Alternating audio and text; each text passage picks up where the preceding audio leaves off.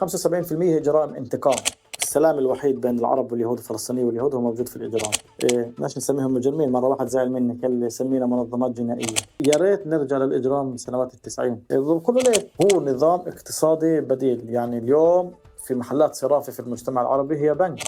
أقل نسبة جريمة هي موجودة في القرى غير المعترف فيها في النقب. هذا كله بقتلوا ولد نقتل ولد، بقتلوا مرض نقتل مرض. يتم نسب لهم بتهريب أكثر من 170 قطعة سلاح ولبنة متفجرات أو العبوات الناسفة إلى مخيم نور شمس بشكل يومي. كل جريمة فيها سياق استعماري. فلان الفلاني هو عزرائيل في المنطقة الفلانية. إنه في أشخاص اللي موجودين في الكنيسة مبتزين من قبل تنظيمات إجرامية وعربية.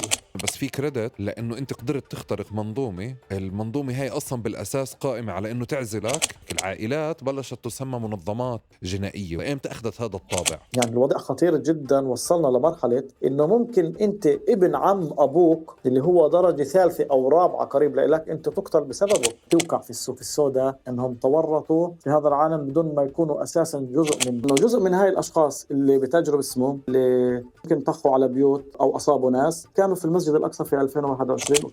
حوار جميل جدا، أنا شخصيا استمتعت فيه لأنه لمسنا عدة نقاط مثيرة للاهتمام. عادة أنا ما بناقشها في سياق الجريمة، لهيك بدعوكم لمشاهدة هذا الحوار بشكل كامل. الطرح حقيقة في هذا الحوار كان مختلف لأنه منفتح على جوانب عديدة في سياق الجريمة، من سياسة، اقتصاد، وجنائيات. صحيح الحوار طويل، بس أسئلة مثل شو هو بروفايل هذه الشخصيات اللي في عالم الجريمة من الداخل الفلسطيني، وشو علاقتهم بالسياسة والوطنية، وكمان نقاط مثل العلاقة الوطيدة بين القومي والجنائي وبين مسارات الأسلحة من الضفة الغربية إلى الداخل والعكس. طبعا بديش أخرب عليكم الحوار، هذه النقاط هي جزء من اللي ناقشناه في حوار طويل.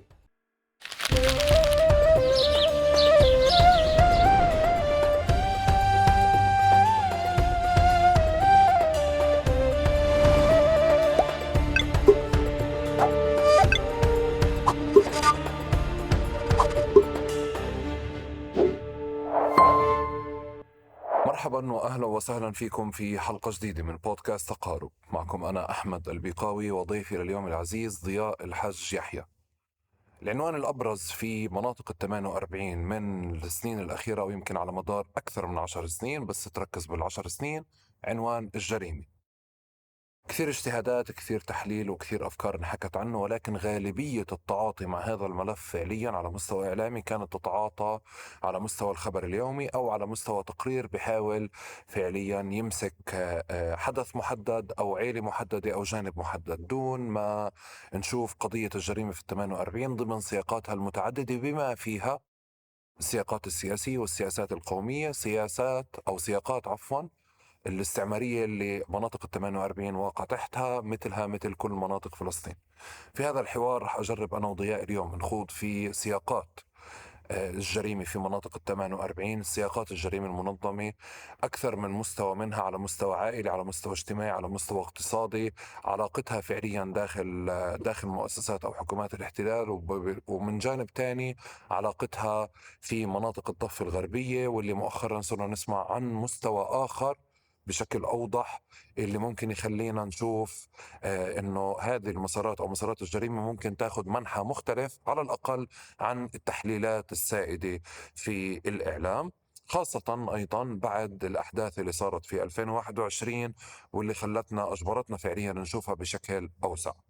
قبل ما نبلش بدي أشكركم مقدما على مشاركتكم معي، كل أفكاركم، مواضيعكم، مقترحاتكم للضيوف وللأسئلة. التقارب بفضل هذه المشاركة تحديدا بكون أقرب لكم. شكرا على اشتراككم في قناة اليوتيوب، قنوات الاستماع، ومشاركتكم معي تعليقاتكم أو أفكاركم في التعليقات، وأيضا شكرا لكم على استثماركم في استمرار محتوى تقارب ودعم بودكاست تقارب من خلال الرابط اللي موجود في الوصف. وبهيك منبلش. أحمد شغال. من إمتى أنت لك بشغل الإعلام؟ ممكن تقريبا 13 أو 14 سنة. بس أنا كنت فترة قبل يعني مش كنت أشتغل، كنت هيك شوي مهووس في هذا العالم، مع إني تعلمت إشي ثاني وبعدها حولت رجعت عدت للصحافة. بس هو على مستوى تقني من زمان كنت تتبع عليه، لأنه هذا الحدا اللي أنت فاهم علي بسرعة، بدل التلفون فيه 2، بدل التسجيل فيه 2، بدل المايك فيه 2. زمان زمان. هذا من زمان. وإحنا قاعدين والله بنحكي حاليا بغرفة العمليات. غرفة العمليات، بدك تشوف طيب الصور أنا. ليش تعمدت تحط الصور هاي وراك في الحلقة؟ إيه هاي الغرفة غرفة التصوير بصور فيها الفيديوهات. كل الفيديوهات بتتعلق بالجريمة. إيه صراحة سويتها للبودكاست، ولكن فيها يعني فيها صور ممكن الانستغرام يحضرها. فيها فإحنا صور بدناش نعمل جريمة، زوم، مسارح جريمة. نضل من بعيد بدناش يعني. نعمل ف خلفية كخلفية. وبالعادة كيف تختار الصور اللي بتضل حاضرة في ذهنك أو بتعلقها وراك؟ يعني هيك عشوائي ولا في إشي محدد؟ لا في إشي محدد. يعني هاي الصور مثلا لأنه كنت البودكاست بيحكي عن القتلة المتسلسلين، كنت بعمل تحليلات نفسية وتحليلات للمجرمين، لعقول المجرمين.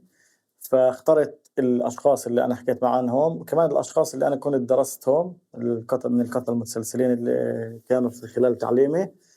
وبديش أقول لك مش اللي أعجبت فيهم يعني، إنما في في شخصيتهم نوعًا ما، مش في أفعالهم طبعًا.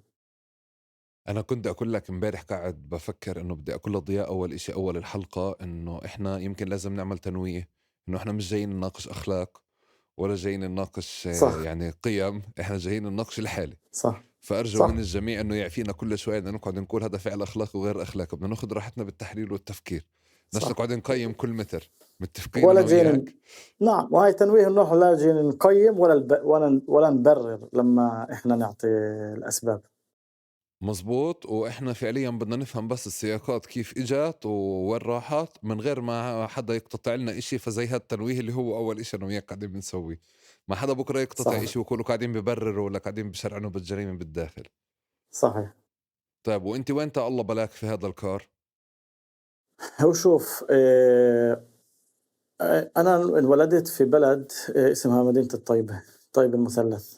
طيب المثلث يمكن أول بلد عربية مش مختلطة أو مش من المدن التاريخية مثل يافا، عكا، واللد، دخلت فيها الجريمة بل الجريمة المنظمة.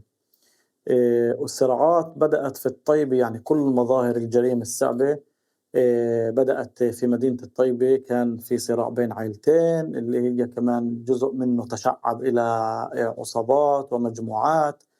وهذا الصراع قتل فيه 71 شخص. تخيل بين عيلتين خلال تقريبا 15 سنة قتل فيه 71 شخص، وممكن أكثر. طبعا هاي الأسماء المسجلة على هذا الصراع، ممكن في ناس قتلوا وما حدا أساسا نسب خلفيتهم لهذا الصراع. إيه، وكنت موجود يعني في الحي اللي كان هو مركز الصراع بين العيلتين وبين المنظمتين. فبتذكر لمّا كنا في بداية الإعدادي، يعني في صف سابع أو سادس، كنا لحد الساعة 6، 7، أو لمّا الدنيا تعتم ما كنا نطلع من البيت في الحارة، لإنه كان في خوف من عمليات انتقامية بشكل شبه يومي، لإنه عمليات إطلاق النار كانت بشكل شبه يومي، وبشكل شبه أسبوع كان في جريمة قتل. إحنا في الحي يعني كشباب في هذه الفترة، كنا في هذيك الفترة يعني نستنى وإمتى بده يكون رَد، أو كنا نستنى وإمتى بدهم يردوا. مش يعني بيردوا يعني إنهم بدهم ينتقموا. لمّا أنت يعني كنت في هذا الحي، أنت بتعيش هذه الأجواء. فلمّا أنت بتشتغل فأنت أغلب أخبارك هي الحيّز الكبير اللي بتاخذ من تغطيتك هي تغطية الجريمة. فبشكل أو بآخر أنت بتدخل في هذا الكار وأنت يعني مُرغَم، خلّينا نقول إنّك تغطي هاي الأخبار بشكل شبه يومي. أنت بتغطيها من عدة نواحي ومن عدة جوانب.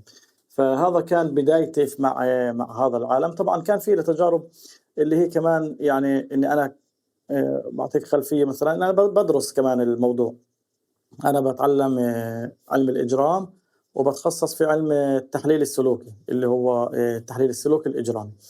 فكان في عندي يعني نوع من يعني حُب الاستطلاع أولًا، لإني كنت شاهد على أولاد في صفّي أو في أولاد في الحي اللي قُتلوا، كان سجّل 17 و18 سنة، اللي في مرحلة ما أُصيبوا، منهم قُتلوا، منهم سُجنوا، منهم لا زالوا مسجونين.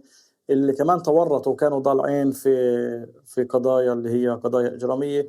جزء منهم بدي أقول لك كان مرغم، جزء منهم ما كان مرغم، جزء منهم الحياة البيئية وصلته إلى هذاك المكان.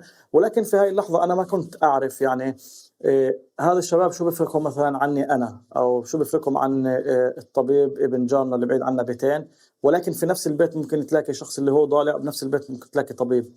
فهاي التعقيدة وهاي التركيبة سواء التركيبة الاجتماعية المعقدة والتركيبة العقلية المعقدة، يعني خلتني إني أحاول أدرس مشان أفهم كيف وصلت هاي الناس لهان، وكيف أنا ما وصلتش لهان، وشو اللي أساسًا بيأدي لشاب إنه يوصل لهذا المجال. على خاصة نتحدث عن المجتمع اللي قبل 20 سنة أو أقل كان مجتمع متماسك. كل البلدات فيه كانت بلدات متماسكة فيها الترابط الاجتماعي قوي جدًا. ولكن اليوم حنتحدث يعني عن جزء كبير من هاي البلاد بدأت تتفتت بسبب هذه الصراعات الموجودة.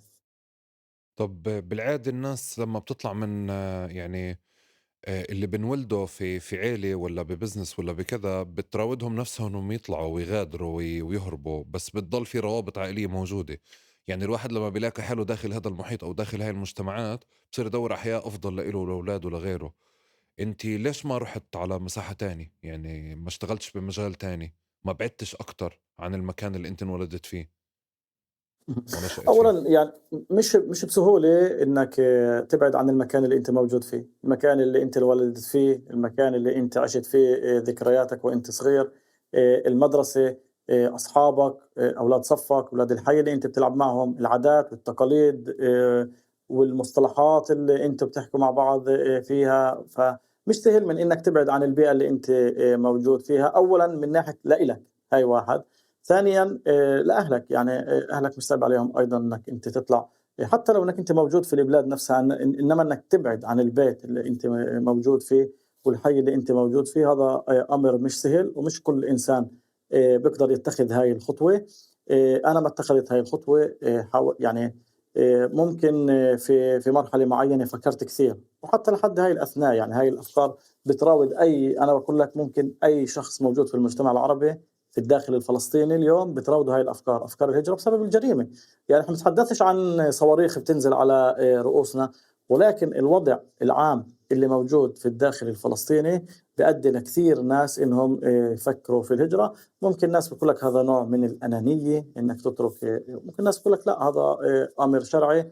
طبعًا كل واحد له اختياره وله أسبابه، ولكن ما كان في سهولة إنك تخرج وإنك تبعد عن الحي اللي أنت موجود فيه، بالأخص إنه إلك إخوة، إلك أولاد عم، إلك قرايب، وإلك أهل اللي رايحين يضلوا في هذا الحي. انت مواليد اي سنة ضياء؟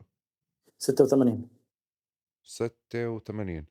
طب شهر اذا 12. بدي، العمر كله غالي.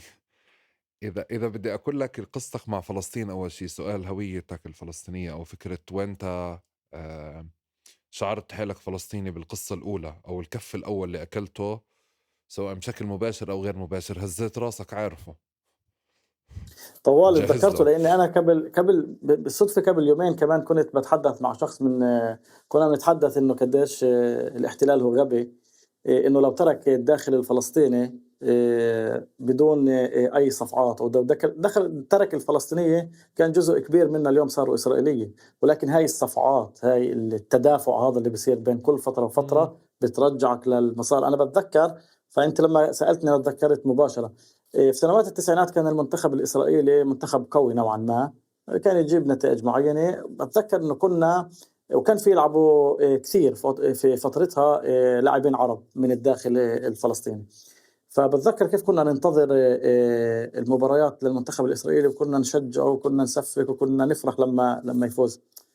بينما الصفعة الأولى أجت في الانتفاضة الثانية.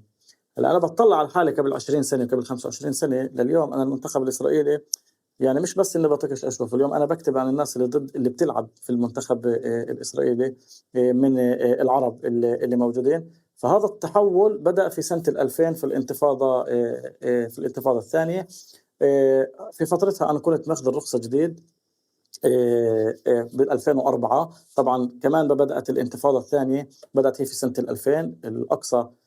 طبعًا هذا أمر بالنسبة إلنا إحنا في الداخل الفلسطيني بالنسبة للطيبة اللي كانت فيها حركة إسلامية قوية جدًا، كان جزء لا يتجزأ من البلد اللي إحنا بنعيش فيها. كنا نشعر لمّا نروح على الأقصى هو حي من مدينة الطيبة، لإنه أنت بتروح على الأقصى بتلاقي تقريبًا كل ولاد الحي، كل ولاد البلد موجودين هناك، فأنت بتكون تطرح السلام على هذا، بتقعد مع هذا، فأنت بتشعر إنك لمّا تروح على الأقصى كنا نشعر إن إحنا بنروح على أحد الأحياء اللي هي موجودة في مدينة الطيبة. وكمان إمم. كنا ندرس أحيانًا هناك عن طريق الحركة الإسلامية في المسجد الأقصى، فكان المَس فيه وقتها يعني أمر جدًا أثّر فينا أولًا كشباب. ثانيًا بدأت يعني قضية محمد الدُرة والانتفاضة وكل هذه الأمور، هي مش بس رجّعتك للمسار، هي خلّتك تفكّر مش بس إنّك تتبنّى هويتك، بل إنّك تصارع عليها وتبحث على كل جذر من جذور سواء أجدادك أو أجداد أجدادك مشان تحاول تتثبّت في هويتك في هاي الأرض اللي أنت موجود فيها. طبعًا مع كل سنين بدأ هذا الأمر يتفاقم، وبدأ الأمر هذا يصير بعد كل تدافع وتدافع، بالأخص المسجد الأقصى يعني كان هو نقطة التحول الكبيرة، لمّا أنت بتفهم إنه هو كمان هو صراع مش بس ديني، هو يعني كان المسجد الأقصى هو صراع قومي، هو صراع يعني هو يجسد الاحتلال في كل معانيه. هسا أنتِ ما جاوبتنيش على الجواب، أنتِ حلّلته، ما جاوبتنيش سؤالي، حلّلت سؤالي، ريتك سالم. ارجع للذاكرة وأعطيني القصة الأولى اللي ممكن تستحضرها، اللي بالنسبة لإلك خلّتك تشعر ب ب ب بهذا التناقض، تناقض الهوية وخلّت هويتك الفلسطينية العربية فاعلة أكتر. سمعت عن فرسان الليل، فرقة فرسان الليل؟ فرقة فرسان الليل. فرسان الليل هذه فرقة كانت تغني في وقتها للانتفاضة، كانت مشهورة جدًا في مدينة طول كرم، كانت تغني لثابت الدكتور ثابت ثابت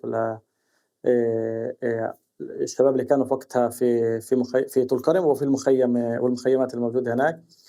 فكنت يعني إحدى الأمور اللي سمعتها التسجيلات اللي كانت موجودة هناك في الأغاني، مش متذكر الأغنية، ولكن في أغنية كانت تتحدث أو بتشير للداخل الفلسطيني مثل الأغاني اللي اليوم تتحدث عن القدس وعن الفلسطينيين اللي في القدس وفي الداخل. وكان في جزء من إحدى الأغاني بيتحدث عن المجتمع الموجود في الداخل الفلسطيني الموجودين داخل إسرائيل. فمن هناك أنا بديت أفكر يعني طب هاذول بيقصدوا عنا يعني، طب إحنا معناته فيش بيننا أي حدود، فيش بيننا أي إشي، طب ليش هم يعني هالقد مهتمين فينا؟ ووقتها باتذكّر يعني ما كان الوعي الكبير بالنسبة الضفة الغربية للداخل الفلسطيني وللحياة اللي هم بيعيشوا فيها. ممكن في هذيك الفترة كانوا الداخل الفلسطيني بيعيشوا نوع من الرفاهية في تلك الفترة، يعني ما كان في انتفاضة أولى، وما كان في سلاح، وما كان في منظمات إجرامية، وما كان في تضييق على الأرض والمسكن. فهذا يعني جعلني إني أفكّر كيف تلاشت هاي الحدود مرّة واحدة، وكيف إنه هاي الأغنية جمعت بين غزة والداخل الفلسطينيين الموجودين في الضفة الغربية، وجمعت بين المسجد الأقصى. هي كانت اسمها يعني بخص إنه المسجد الأقصى، وكيف إنه المسجد الأقصى يشمل جميع أطياف المجتمع الفلسطيني.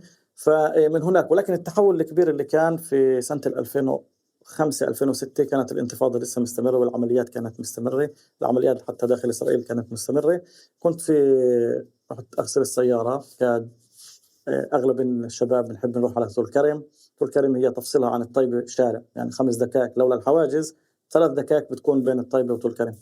فباتذكر كان هناك عملية اغتيال يعني في المخيم، في السوق في طول كرم اللي قريب على المخيم، وأنا كنت موجود هناك يعني وكان في حصار. طبعًا لمّا يصير عملية اغتيال هم بيسكروا كل المعابر، فأنا اتحاصرت هناك، فشعرت يعني جدًا الخوف، الرعب اللي بيعيشوه أهل الضفة واللي عاشوه في فترة القصف. وهاي كمان كان إحدى يعني التحولات في فترتها.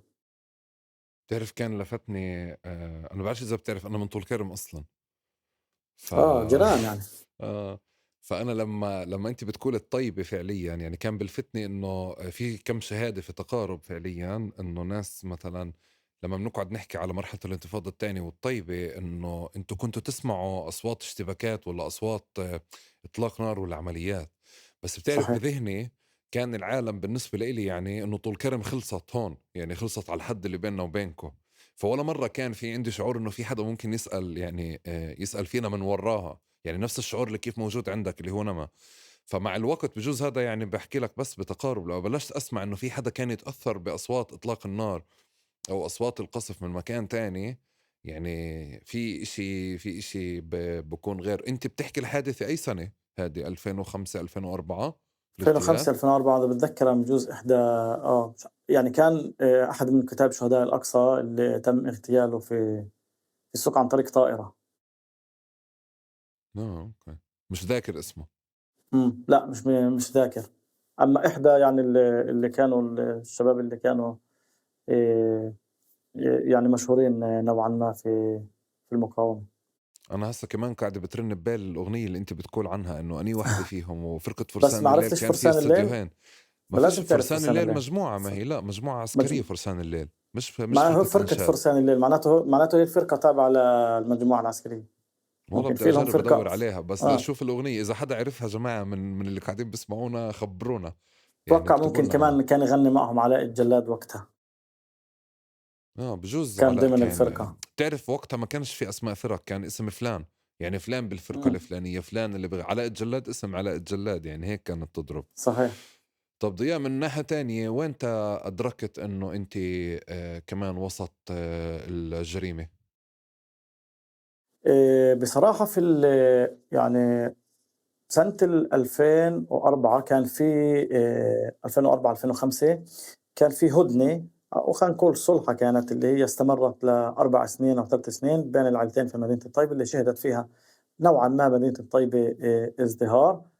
ولكن في سنة 2005 كان في اغتيال كبير في عالم الإجرام اللي هو كمان بين العيلتين، ومن هناك كان انفجار. وكأنه اللي كان في نهاية التسعينات كان هو مجرد مزحة بالنسبة للي بده يصير بعد 2005 2006. آآ خلال سنة يعني أنا قدامي وقعت جريمتين قتل، جريمة وقعت أمام مطعم، في جريمة وقعت في محطة وقود. وأنا كنت يعني شاهد على هذه الجريمة. آآ وقتها كنت أشتغل يعني نوعًا ما، إني كنت أشتغل في صحيفة اللي هي محلية، وما كنت يعني أتقاضى مصاري، بس كنت إنه بدي اسمي يعني يبين على كنا هاي عندنا الهوس إنه اسمنا يبين على الخبر، نكتب لك الخبر هذا هو النشوة تبعنا. فوقتها ما عرفتش شو أساوي، يعني خُفت، يعني إني خُفت مش من اللي خُفت لإني أنا ما كنتش وقتها ممكن عامل حسابي إنه ممكن حدا يتضايق من الخبر. أنت مم. بهذا الجيل ما بتكون، ولكن خُفت إني أكتب يعني. توقّفت محلي، تصنّمت، اتجمّدت، صرت في مرحلة جمود. فوقتها بالفعل يعني هذا الحادثين هذول أثّرن فيّا، وباحكي لك يعني خلال أسبوع كنت شاهد عليهن.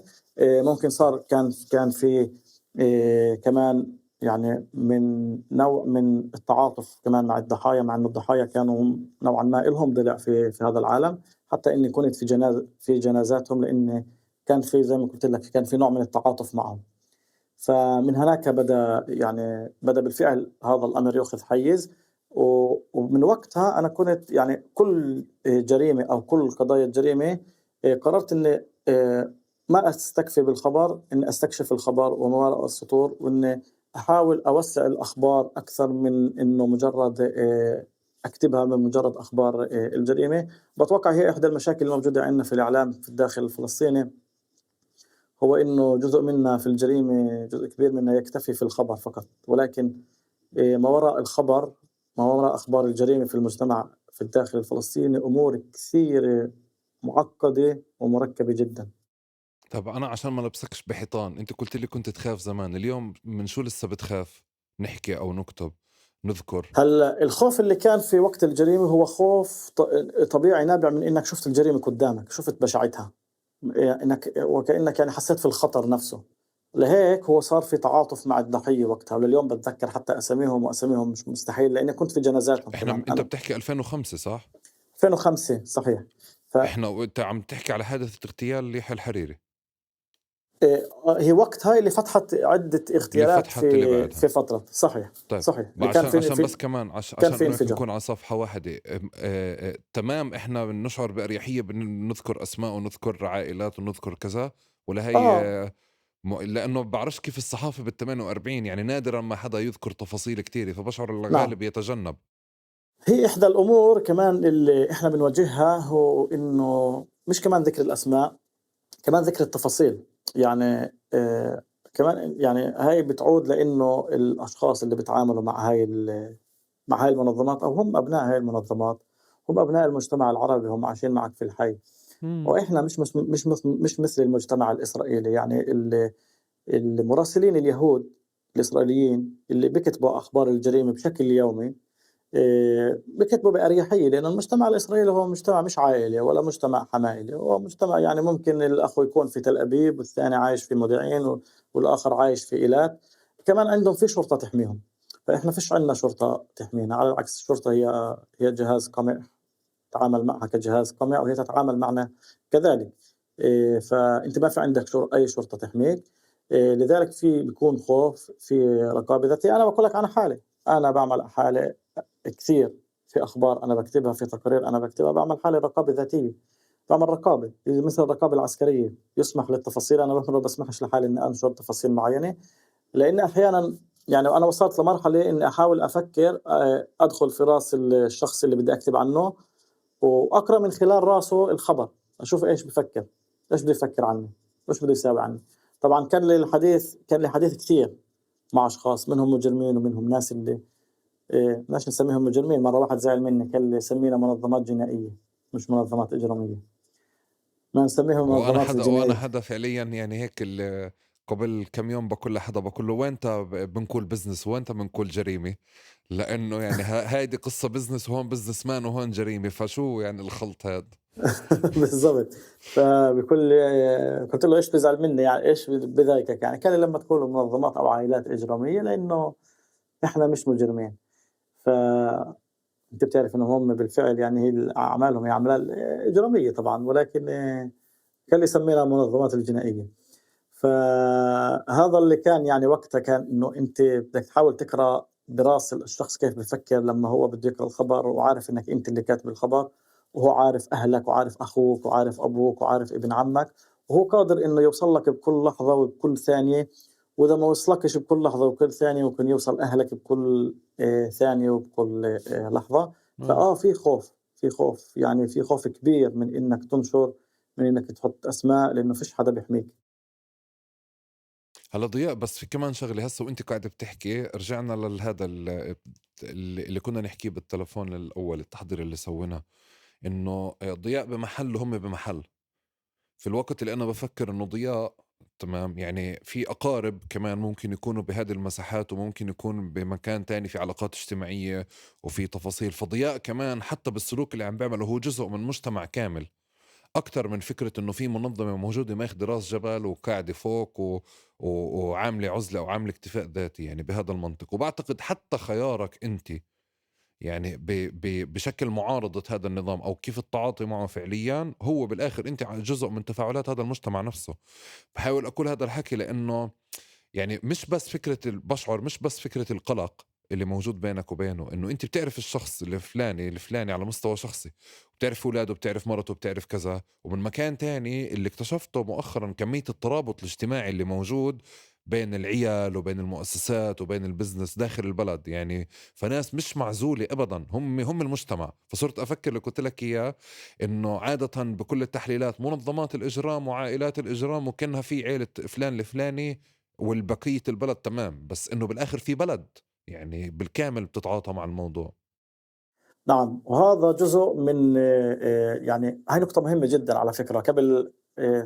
قبل شهرين أو 3 ممكن عملت عنها فيديو. كان في شاب ألقى قنبلة في الرينة، أو في عرابة. شاب ألقى قنبلة على شخص بده يلقي قنبلة، وهو بيتبع لمنظمة إجرامية في مشكلة سوق سودا، الزلمة مش دافع أو بدوش يدفع، فراحوا يلقوا قنبلة على شخص اتخربطوا في البيت. ألقوا القنبلة على الطبيب. هذا الشخص على ما يبدو، الشخص اللي ألقى القنبلة على ما يبدو يتداوى عند هذا الطبيب. فلما عرف إنه هو أخطأ في الهدف، طبعًا القنبلة ما يعني تسببت بأضرار بالممتلكات، ما كان هناك إصابات، فهو راح وضع ورقة على باب بيت الطبيب وقال له: "آسفين يا دكتور، مش أنت كنت المستهدف." فهذا برجعك أولا لهذا السلوك. هذا الشخص ليش بيعمل هيك؟ لما أنت تيجي تسأل حالك طب هذا شخص مجرم، ما حدا كان سأله ولا حدا راح يسأله، ليش في حاجة إنه هو يتأسف على الأمر، على هذا الفعل اللي هو فعله؟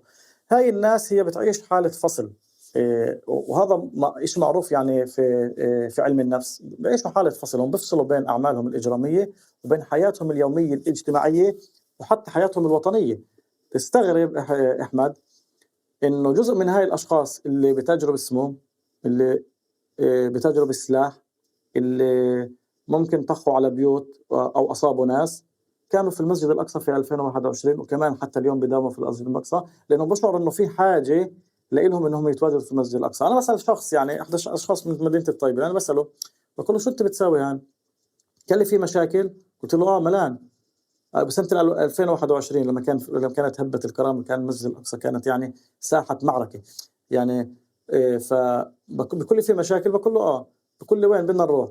قلت له روح، ما انت شايف يعني الأرض مولعة وملتهبة وكلها دخان وكلها دخنة. ففي شعور دائما، أولا هذول ناس عايشين في المجتمع، عندهم يعني بعكس ما شو الناس بتفكر انهم هم منقطعين على المجتمع زي ما انت قلت موجودين في تله، لا، عندهم وسائل تواصل، بيتابعوا التيك توك، بيتابعوا الفيسبوك، بيتابعوا الاخبار، بيشوفوا شو بصير بغزه، بيعرفوا شو بصير بالمجتمع العربي، بيعرفوا شو بصير في الداخل الفلسطيني في الضفه.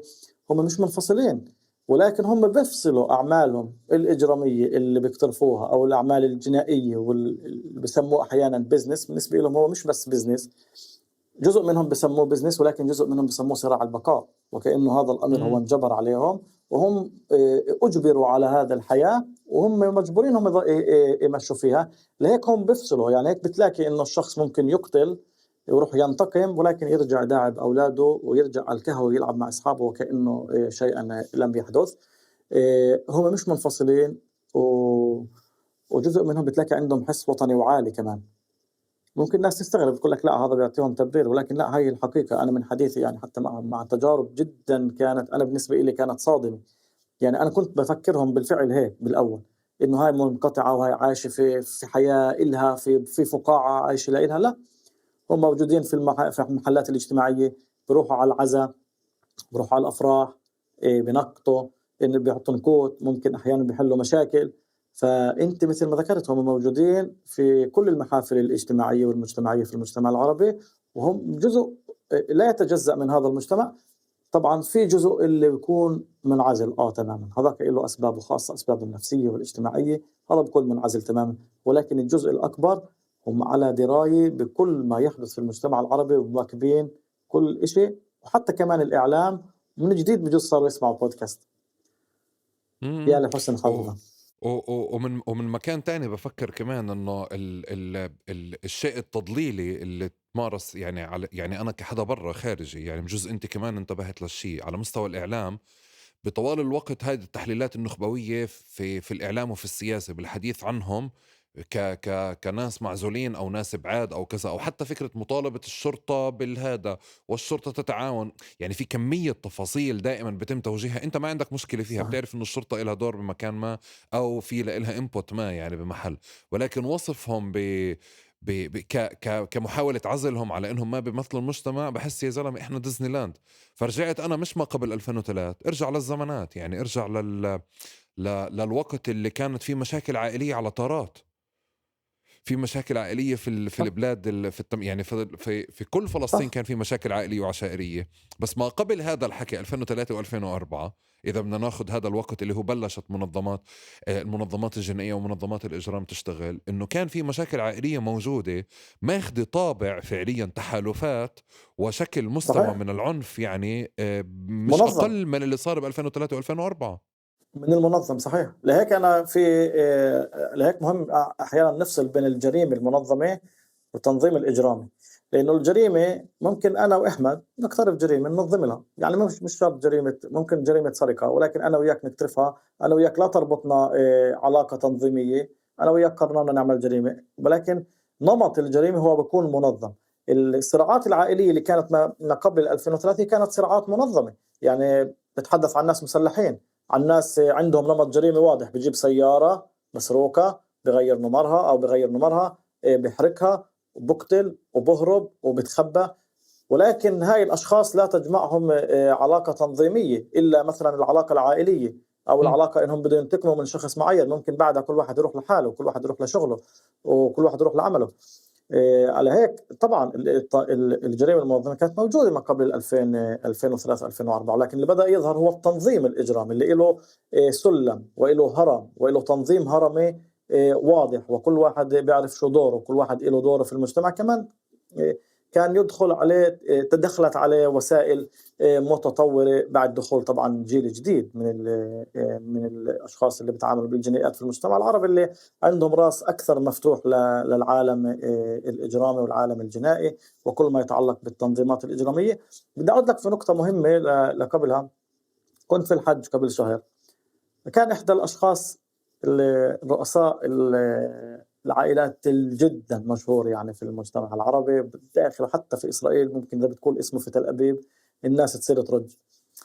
فبسأل فيه شخص، بقول له مين هذا؟ بقول لي كل بيحكي معه. بس كنا في إحدى الخيام في منى، فبقول له هذا الشخص إكس معين، عائلة معينة. فكل لي هذا، بقول له بقول لي معقول؟ بقول له هذا شو يعني بني آدم زيه زيك، عنده لحية، بشرب، باكل، وبلبس زيك، بلبس لبس بسيط، وعايش زيك حياة عادية. تصورنا لأنه هاي ناس احنا ما بنشوفها وما بنعرفها، ولأنه التصور الإعلامي جعل منها أساطير، وكأنها يعني هي ناس بتختفي، ناس بتطير، ناس معزولة، ناس مش زينا زيها. بس لما أنت تشوفه في العلاقة الأولى أو في اللقاء الأول، أنت بتحسه بني آدم زيه زيك. لهيك بنرجع النقطة المهمة اللي أنت ذكرتها، إنه الإعلام صور إنهم ناس منعزلين عن المجتمع، إنهم أساطير، إنهم ناس، إنه شبح، هذا الشبح اللي إحنا بس بنسمع اسمه ولكن ولا مرة شفناه. ولكن لما نشوفه بينزل عنه كل هاي التفاصيل، وبظل هو الإنسان اللي بظل قدامنا، بغض النظر عن كل أفعاله الإجرامية اللي هو بيقترفها. ولكن هو إنسان زيه زيك، بشر، ممكن تتعامل معاه بأي لحظة وبأي مناسبة. طيب أشرت أنت لفكرة الجيل الجديد، إنه في جيل جديد اليوم من حل أو منفك عن الروابط العائلية. بس بدي أحكي 2003 و2004 إذا بدنا ناخدها مرة تانية، هي نقطة الانطلاق. ما قبلها وجزء من اللي أنت كنت تحكي عنه، اللي هي ظاهرة مختلفة طبعا، إلها يعني أدوات تحليلية مختلفة بقضية الصراعات العائلية. بس كانت فكرة العيلة وروابط العيلة كمان قوية، واللي هي كانت النواة للحالات المنظمة بعدين، صح؟ مهم. طبعا متفقين؟ طبعا إذا بتنظر على التنظيمات الجنائية الكبيرة الموجودة في المجتمع العربي الإجرامية، هي في الرأس ممكن الشخص اللي هو تابع لعائلة كانت معروفة سابقا. وبتلاقي ده عادة الدرجة الثانية هي بالقرابة الأولى، إما أولاد عم، إما إخوة، أو ناس اللي هم نسايب مثلا. ولكن في ترابط عائلة، ولا بالأخص دائما في الهرم. ولكن بعدها طبعا الهرم يختلف، يكون هناك تدخل أشخاص معينين من مختلف الشرائح والعائلات طبعا. بس ضياء، كان في عيلة، فرضا كان في عيلة قوية متينة، في علاقات اجتماعية كمان متينة، وعندهم ترابط في أكتر من بلد بأكتر من عيلة تانية، وكانوا بيشتغلوا بزنس، مقاولات، جرافات، مواد بناء، أيا كان. شو البذرة ولا شو النواة ولا شو الشحطة الشعرة اللي خلته يتحول من مكان لمكان، يعني خلت العائلات تنتقل من مكان لمكان؟ وعم بحكي هون يمكن على 2003 2004. مهم. من إنه عائلة تتعامل في الجريمة المنظمة أو في الجنائيات إلى التنظيم الإجرامي الكبير. يعني انه في كان افراد، هيك بتقدر مم. تقول انه كان في افراد قاعده بتقوم باشياء ما يمكن عزلها، يمكن السيطره عليها، يمكن تنحيتها، او هي بتمثلش العيله، لانه العيله ما كانتش بتاسس فعليا يعني البزنس تبعها على سموم ولا على سلاح ولا على كذا. بس بعدين فعليا في اللحظات اللي صارت فيها الصراعات الكبرى، وهون في نقاش على ادعاء انه الصراعات الاولى في بداياتها كانت صراعات عائليه، يعني أكثر من مهم. صراعات بزنس بجانب منها، بس كمان فيها صراعات عائلية اللي خلت الناس تبحث عن نفوذ وقوة لتحمي حالها أكتر مقابل العيلة التاني. مهم. طبعا سقوط التنظيمات الإجرامية اليهودية هذا ترك فراغ كبير. هاي الأشخاص جزء منها كانوا يشتغلوا بزنس مع المنظمات الإجرامية اليهودية. أكثر من ذلك، اللي كان يدير كل العمل الميداني، هاي معلومات طبعا معروفة من أيضا يعني موثقة من الشرطة، كل اللي كان يدير العمل الميداني للمنظمات الإجرامية اليهودية الكبيرة هم المقاولين العرب، نحن بنسميهم مقاولين عرب، هو مقاول جنائي طبعًا. الابتزازات، عمليات إطلاق النار، عمليات تنقيل السيارات وتهريبها. هاي الأشخاص شافت فرصة كبيرة بعد ما سقطت المنظمات الإجرامية، شافوا في فرصة كبيرة أولًا لتقوية العائلة، إنه دايمًا العائلة هي الهدف، وهم بيخافوا جدًا على سمعة العائلة وبتهمهم جدًا سمعة العائلة، على الرغم من السمعة اللي هي موجودة في الإعلام بين الناس، هم بيخافوا جدًا على سمعتهم بالعائلة. أولًا كانوا بدهم يقووا سيطرة ونفوذ العائلة، ثاني إشي شافوا في فرصة كبيرة للbusiness للمصاري.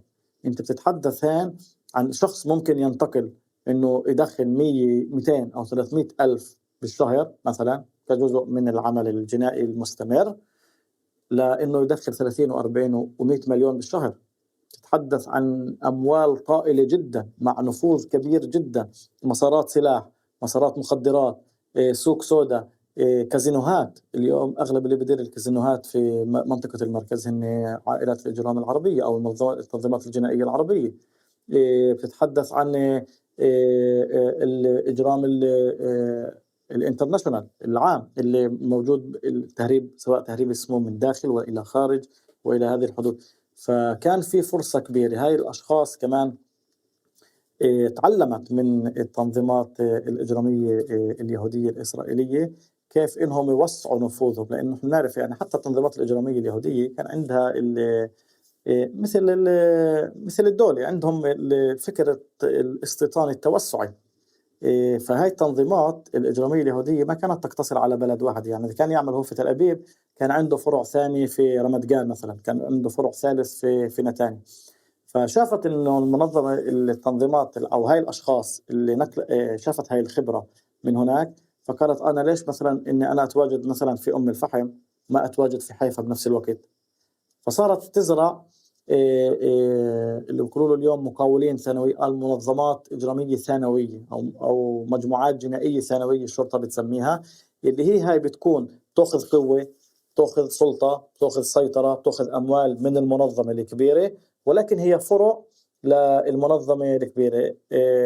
أولا بتأخذ بتعملها جباية أموال، بتوزع أموال على الناس، بتدير لها السوق السوداء، كمان بتسيطر على المشاريع اللي موجودة في البلد سواء من البلديات أو من السلطة المحلية أو أي مشاريع بتدخل على البلد. هاي الفكرة أتت بالأساس من المنظمات الإجرامية اليهودية. كمان هاي الجيل يعني هو جيل جديد، يعني العالم كله بفوت في مرحلة تطور. يعني أنت اليوم بتلاقي في المنظمة الإجرامية أنت ما بتلاقي ناس، يعني على عكس ما شو الناس بتفكر إنه هاي منظمات بدائية أو منظمات غبية، لا، هاي منظمات متطورة جدا. عندها ناس بيشتغلوا سايبر، عندها ناس بيشتغلوا في الحسابات، في الاقتصاد، عندها مختصين في الحواسيب، مختصين في حتى في البورصة، ومختصين حتى في التجارة العالمية. يعني هم بيشتروا ببيعوا كل بدول، تركيا، في دبي اليوم كثير هم موجودين، حتى اليوم بدأوا يدخلوا إلى المغرب.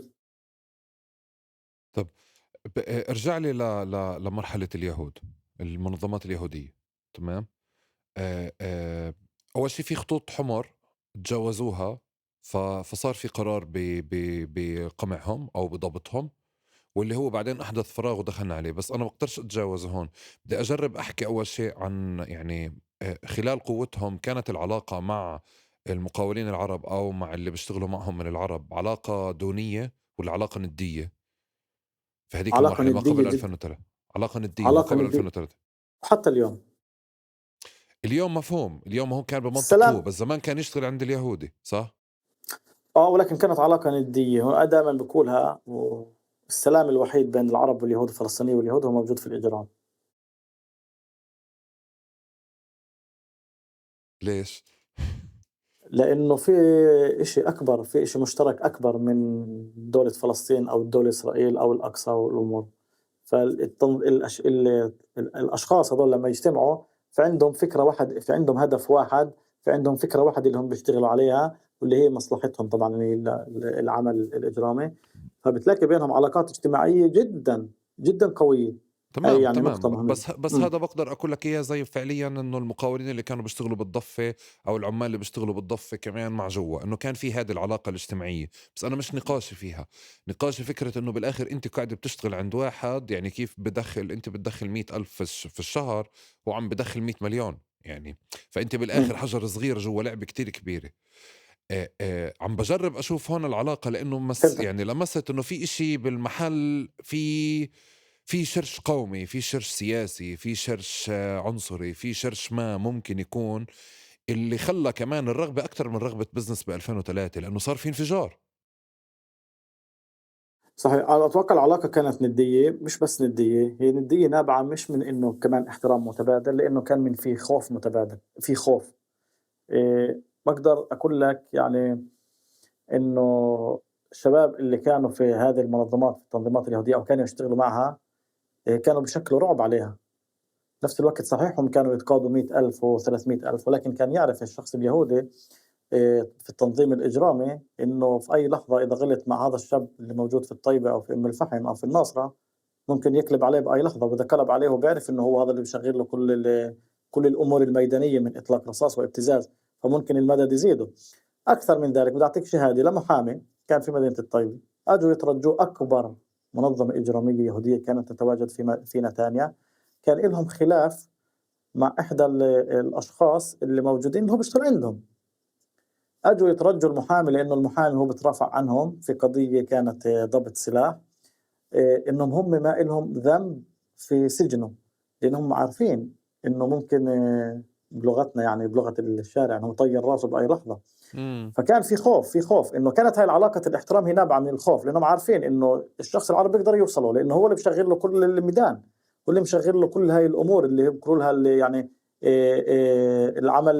العمل اللي هو ما وراء الكواليس أو العمل الشاق، هذا كله كانت تكون في كانوا يكونوا في المقاولين الثانويين اللي هم العرب. فأنت لمّا بتتحدث عن شخص اللي هو بيقدر يوصلك بأي لحظة، وبيقدر يوصل هذاك الشخص بأي لحظة، أو وصل هذاك الشخص بأي لحظة، فهو بيقدر يوصلك في أي لحظة. فكان في الاحترام هو كان نابع من خوف أكثر، حتى اليوم هو نابع من خوف، ولكن طبعًا في احترام متبادل بسبب إنه هو الهدف واحد يعني، والهدف هو يعني الهدف مشترك، خلينا نقول يشترك في الأشخاص من سواء العرب أو من اليهود. عادةً يعني أحد الأشخاص مرّة كان لي باقول له: "طَب بتتحدثوش سياسي لمّا تروحوا عندهم مثلًا؟" كان بيروح عند يهود، في فترة كان انقتل اتوفى أبو شاب منهم من الطيبة، من أحد الأشخاص، فحتى في وقت هبة الكرامة أجوا أشخاص اللي هم حاطين الطواقي الكيبوت تبعت اليهود، كانوا هذول تابعين لمنظمة إجرامية يهودية، وأجوا يعزّوا على مدينة الطيبة، فباقول له: "يعني شو الخوف فيش خوف وكل هاي بتتحدثوش سياسة عن إيش بصير؟" قال لي: "لأ إحنا لمّا ندخل عندهم يعني ولا هم بيتحدثوا سياسة ولا إحنا بنتحدث سياسة، على العكس بيقول لي إحنا أحيانًا بنذكر السياسة والسياسيين بطريقة يعني ساخرة إنه بتهزّوا إنه كيف هاي الناس بتتقاتل مع بعض امم برّا بينما إحنا عايشين في سلام بيننا وبين بعضنا." طيب أنت قاعد بتقولي بس الرغبة فعليا ب 2003 بتعبئة الفراغ هي رغبة بس اقتصادية أو رغبة نفوذ وبزنس بس؟ هي كانت رغبة أولًا قوة، رغبة إنك أنا بدي أسيطر وبدي قوة، وكمان في رغبة إني أنا بدي أسيطر على هاي المنظمات اللي كانت هي بتديرني. فعندك طبعًا الأشخاص اللي موجودين في هاي المحلات هم بيكونوا أشخاص عندهم سمات نرجسية عالية، بالأخص الشخص اللي بيكون عنده قوة وبيكون عنده اسمه، في لحظة ما إذا أنت بتشعر إنه هذا الشخص بده يضعف، أنا بدي أفوت محله. وحتى لو كان هذا على حساب إني أنا أزيحه بالقوة من الطريق اللي أنا موجود فيها. أولًا هو كان السبب الرئيسي هو كان السيطرة على مراكز قوة، ومن ثم هاي مراكز القوة هي معروف مراكز القوة هاي بتجيب لك الاقتصاد وبتجيب لك السيطرة لفترة طويلة والهدف الأكبر ألا وهو طبعًا التوسع. طيب شو الخطوط الحمراء اللي تجاوزوها المنظمات اليهودية لانكحشوا؟ المنظمات الإجرامية غلطوا غلطة كبيرة، اليهودية غلطوا غلطة كبيرة إنهم دخلوا على صراعات دموية في فترة اللي كانت أسقف الباصات الإسرائيلية تتطاير بسبب الانتفاضة وما تبعات الانتفاضة الثانية. امم في تحكي على عام انفجار 2000 مثلا زي انفجار نتانيا، زي انفجار زي الحزب. زي الانفجار الحسي، فكوقتها ما كان في ما كان في أي خطوط حمر. يعني كانت الصراعات طبعا، أنت ما بتقدر تسيطر على الصراعات بين المنظمات الإجرامية، لأنك تتحدث عن ناس عقلانيين، عن ناس عندهم عن ناس عندهم عشرات المسلحين، عندهم سلطة ونفوذ قويين جدا، بيقدروا يوصلوا لأي محل في أي لحظة. المنظمات الإجرامية اليهودية هي أول من استعمل العبوات الناسفة في الصراعات، لأنه إحنا بنعرف لأنه هم خريجين الوحدات القتالية، الوحدات الهندسة، وحدات هندسة التفجيرات وكل هاي الأمور، فعندهم خبرة في تصنيع هذه العبوات. في سنة 2004 كان في صراع كبير بين عائلة أبوطبول أو تنظيم أبوطبول وبين تنظيم روزنشتين، اللي هو التنظيم الشكنازي الوحيد اللي موجود في إسرائيل. اللي هو الشخص الشكنازي. أغلب جميع التنظيمات الإجرامية هي من اليهود الشرقيين. وكان على فكرة بينهم صراع طائفي وصراع على العرق، يعني إنه هو شكنازي وإنه إحنا الماروكايم والمغاربة يعني.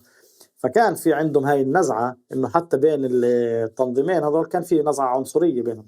فكان الخلاف، وطبعا خلاف إجرامي وجنائي، ولكن توسع لأنه كان في مصطلحات تذكر: هذا الشكنازي بيسيطر على الشرقيين اللي هم أهل الجنائيات وأهل الإجرام وأهل القساوة، بتعرف كل هاي الأمور الأكثر السمات الذكورية اللي بيستعملوها.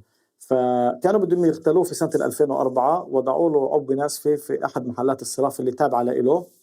كانوا عارفين إنه هو راح يدخل على محل الصرافة في هذا الوقت، إنه يأخذ أموال ومن ثم يخرج. تواجد روزنشتين في محل الصرافة، ولكن التوقيت أخطأ بثواني معدودة. الثواني هذه أدت إلى مقتل 3 إسرائيليين.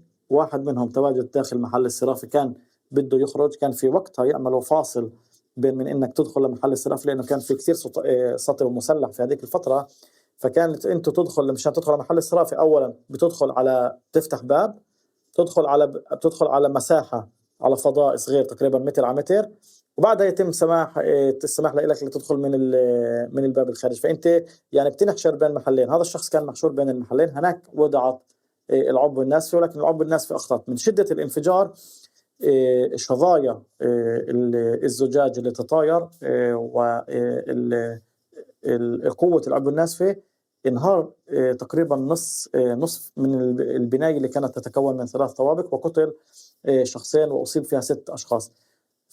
قبلها بيوم كان في انفجار في مدينة تل أبيب في شارع ديزنجوف، في باص، في حافلة تم في وضع عبوة ناسفة فيها وقتلت شخص وأصابت 7 أشخاص.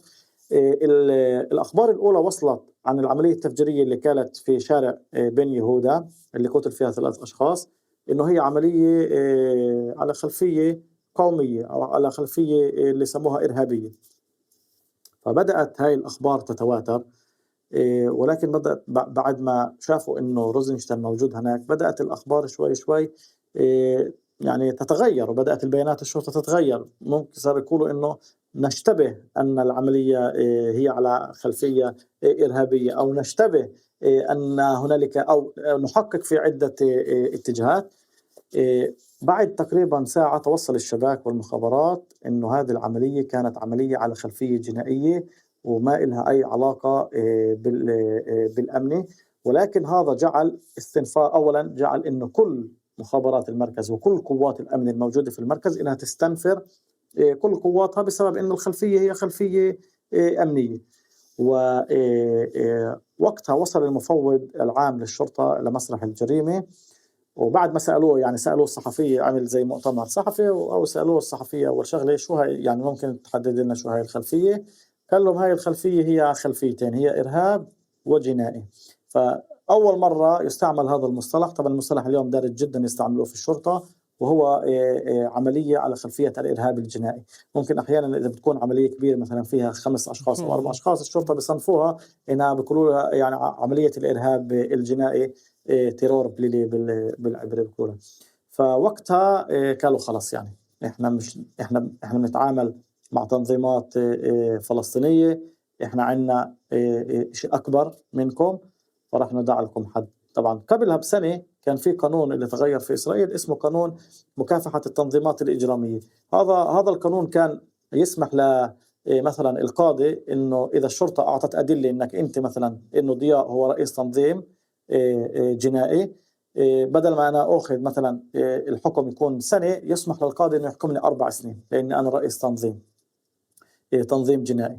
فوقتها طلع قانون مكافحة التنظيمات الإجرامية، ووقتها يعني كانت الواقعة هي في عام 2004. وقتها تدخلت كل المؤسسات الإسرائيلية، الضريبة، وزارة البيئة، مكتب، يعني ما في أي مؤسسة إسرائيلية ما تدخلت مشان توقع هاي المنظمات.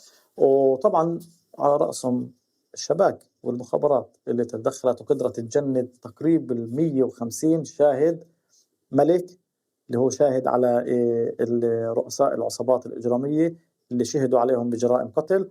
طبعا الملف الشهير اللي يسمى 512 هو يجمع كل التنظيمات الإجرامية اليهودية. فهذا الملف يعني من أكبر الملفات اللي تعاملت فيهم شرطة إسرائيل وحتى المخابرات، يعني من البروتوكولات، من عدد البروتوكولات الموجودة فيه، ومن عدد الشهادات، ومن عدد شهاد الملك. في المجتمع العربي الشرطة تقعد ممكن في كل 10 سنين بتجيب شاهد ملك على جريمة قتل. هناك خلال سنتين جابوا 150 شاهد ملك على التنظيمات الإجرامية. بتتحدث عن أشخاص جدا خطيرين كانوا ينشروا الرعب في شوارع إسرائيل، التنظيمات الإجرامية اليهودية. طب لما اجت بتحكي على الحالة العربية او دخلت المنظمات العربية بتعبي هذا الفراغ، دخلت كعيال ولا دخلت كأفراد جوا عيال؟ أولا دخلت كعيال، لأنه بالآخر الشخص ضياء اللي هو بنفع تابع. نسمي هلا ولا شو بنفع، احنا عنا؟ يلا بدنا بنفع نسمي. بنفع. بدناش لانه فعليا صار في فراغ بمنطقة الطيبة، تمام، عباه محله صار في عيلة كذا، في الشمال في عيلة كذا حلت محل كذا، تمام، هذا هلا مكتوب. هلا بالضبط. هلا في يعني التنظيمات على فكرة العربية هي مش تنظيمات كثيرة، يعني ممكن انه بحس اذا في تنظيم هرمي، احنا في معايير مشان انت تطلق اسم تنظيم جنائي على منظمة معينة. ممكن هي 3 أو 4 بالكثير، يعني هي مش كثيرة. ولكن مشكلة المجتمع العربي هي مش بس التنظيمات، هي ما يتبع للتنظيمات وما يتبع للمسلحين الموجودين هو بدون تنظيمات. صح ولكن صح صح. نرجع للقضية. طبعا الشخص اللي بدأ هو بدأ من العائلة. هو لا يمكن انه يستغني عن اسم عائلته، لانه هو بيعرف اذا استغنى عن اسم عائلته هو مستحيل يقدر يعيش في هذا العالم. مستحيل يقدر يدخل على محل ما يقول همش انا ابن فلان، انا ابن فلان وانا ابن علان، لانه هو عارف انه اسمه هو اللي وصله لهي المحل. فهو بدأ اولا بالعيلة، وهو مستمر طبعا باسم العيلة، وبسم التنظيم يسمى باسمه. ولكن هو حتى الآن هو يعني لأنه بطل عيلة. على سبيل المثال الناس الأمناء عنده اليوم هم مش أولاد العم، أو مش شرط يكونوا أولاد عمه أو هذا إخوته. هذا الجيل الثاني، هذا الجيل الثاني هذا واضح لي الجيل انه في الثاني. إشي. تمام، هلا احنا بدنا نحكي مم. على على اللي اسسوا للحالة هاي ب 2003 و2004 دخلوا في العائلة. ودخلوا عليها. تمام، كم صحيح. عيلة كانت وقتها بتقدر تقول بتقدر تسميها في هذاك الوقت؟ كان في وقتها عندك عائلة حريري عبد القادر، ممكن أبو لطيف كانوا في فترة اللي في بدايتها. وكان طبعا عائلة جروشي اللي كانت عائلة كبيرة جدا أيضا. ولكن هي يعني كان هذه العائلات تحولت بعدها نوعا ما إلى تنظيمات. ولكن مش كل العائلة تحولت، هم جزء من هاي الأفراد اللي تحولوا لهاي العائلات. كمان حتى الشرطة كانت يعني بطلت تطلع مصطلح عائلات الإجرام، مش تحوط بيشة بالعبري. فكانوا بدأوا يسموهم من 10 سنين أو 8 سنين ورا، صاروا يسموهم التنظيمات.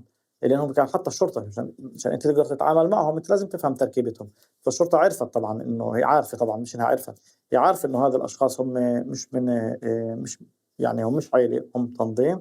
لذلك كان التحول. ولكن في البداية هو كان أكيد إنه كان عائلة، وكان الهدف هو كان الهدف هو العائلة، هو تقوية العائلة وتثبيتها وتمتينها تقوية في هذا العائلة الشغل. ليش؟ هون تقوية العائلة ليش؟ شو كان الدافع؟ يعني إذا أولا بتحكي إنه دفع. في حدا فعليا زلمة بيشتغل أو فاتح خط على السموم أو على السلاح، لساته خط، لساته يعني لساته طرف في العيلة، بس إمتى العيلة تبنته؟ ليه تبنته؟ بتوقع لأنه في مصالح مشتركة للعائلة، لأنه في كمان في نوع من الخوف، إنه إحنا إذا في مرحلة معينة في هذا الشعور في الخوف إنه إحنا لازم نضل قويين، إحنا لازم نسيطر. لأنه إذا إحنا ما سيطرناش غيرنا بده يسيطر، وإذا غيرنا بده يسيطر هو بده يسيطر علينا، فإحنا بده يجينا الدور. فإحنا لازم نضل أقوياء فإحنا لازم نضل مسيطرين. فبتوقع إنه الشعور بالخوف أولا، الشعور بالخوف من إنه غيرك يقوى، أو اللي قبالك يقوى، أو اللي يسمى عدوك المحتمل يقوى على حسابك، وإذا قوى على حسابك ممكن أنت يضر في هذا في مصالحك، أو ممكن أنت إنك أنت تختفي، لأنه أنت بتتحدث عن عائلات اللي هي عايشة صراع بقاء. في ناس أشخاص منهم 10 سنين و15 سنة ما طلعوش من البيت، اللي هم مهددين، فهم عايشين في دوامة الصراع، صراع البقاء. بس هذا النتيجة اليوم، مش 2003 و2004، صح؟ في وقتها كان، لأنه كانت الصراعات بتحدث عن عائلات بدأت في هذا القرن من سنوات نهاية الثمانينات.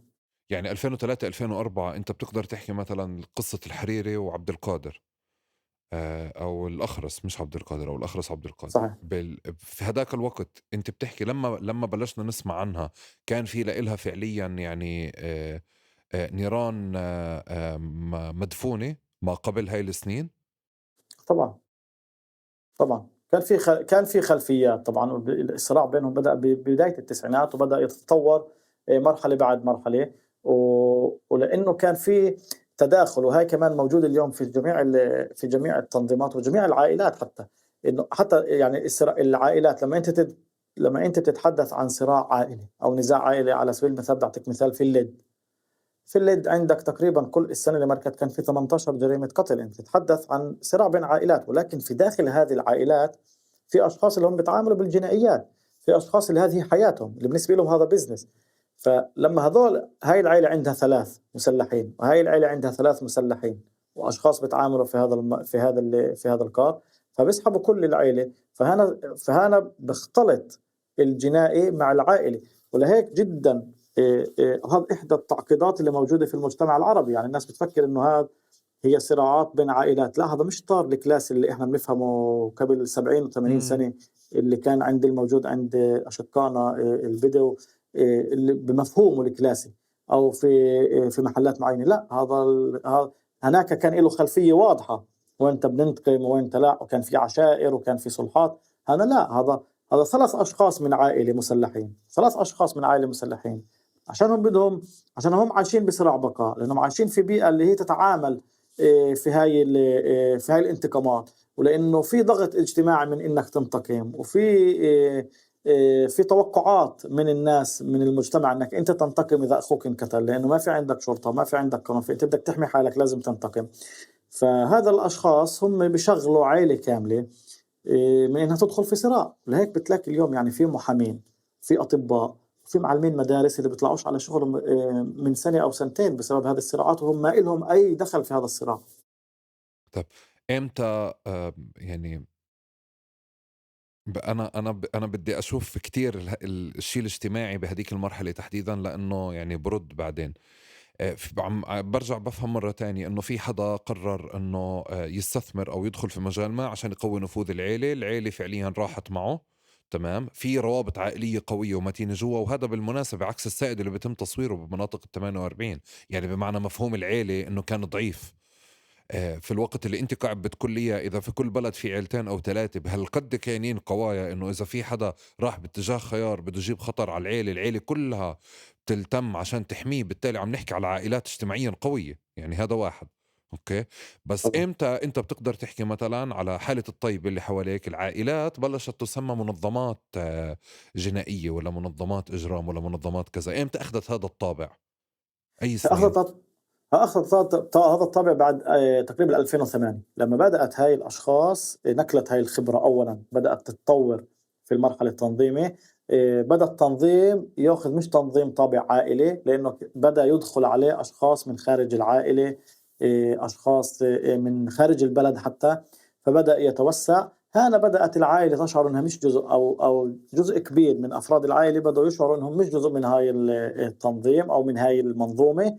فأولا هم شعروا أنهم ما في حاجة أنهم ينضموا له، فهم ممكن يكملوا حياتهم بأريحية، أو شافوا أنه هم هذا النظام هم يعني مش بس أنه مش لا يمثلهم، هم ضد مثلا أنه يكون في إشي من هنا. لذلك بتلاقي في نفس العيلة، بتلاقي ناس أشخاص موجودين في تنظيم معين، بتلاقي ناس في أطباء، أو في ناس اللي هم يعني متعلمين.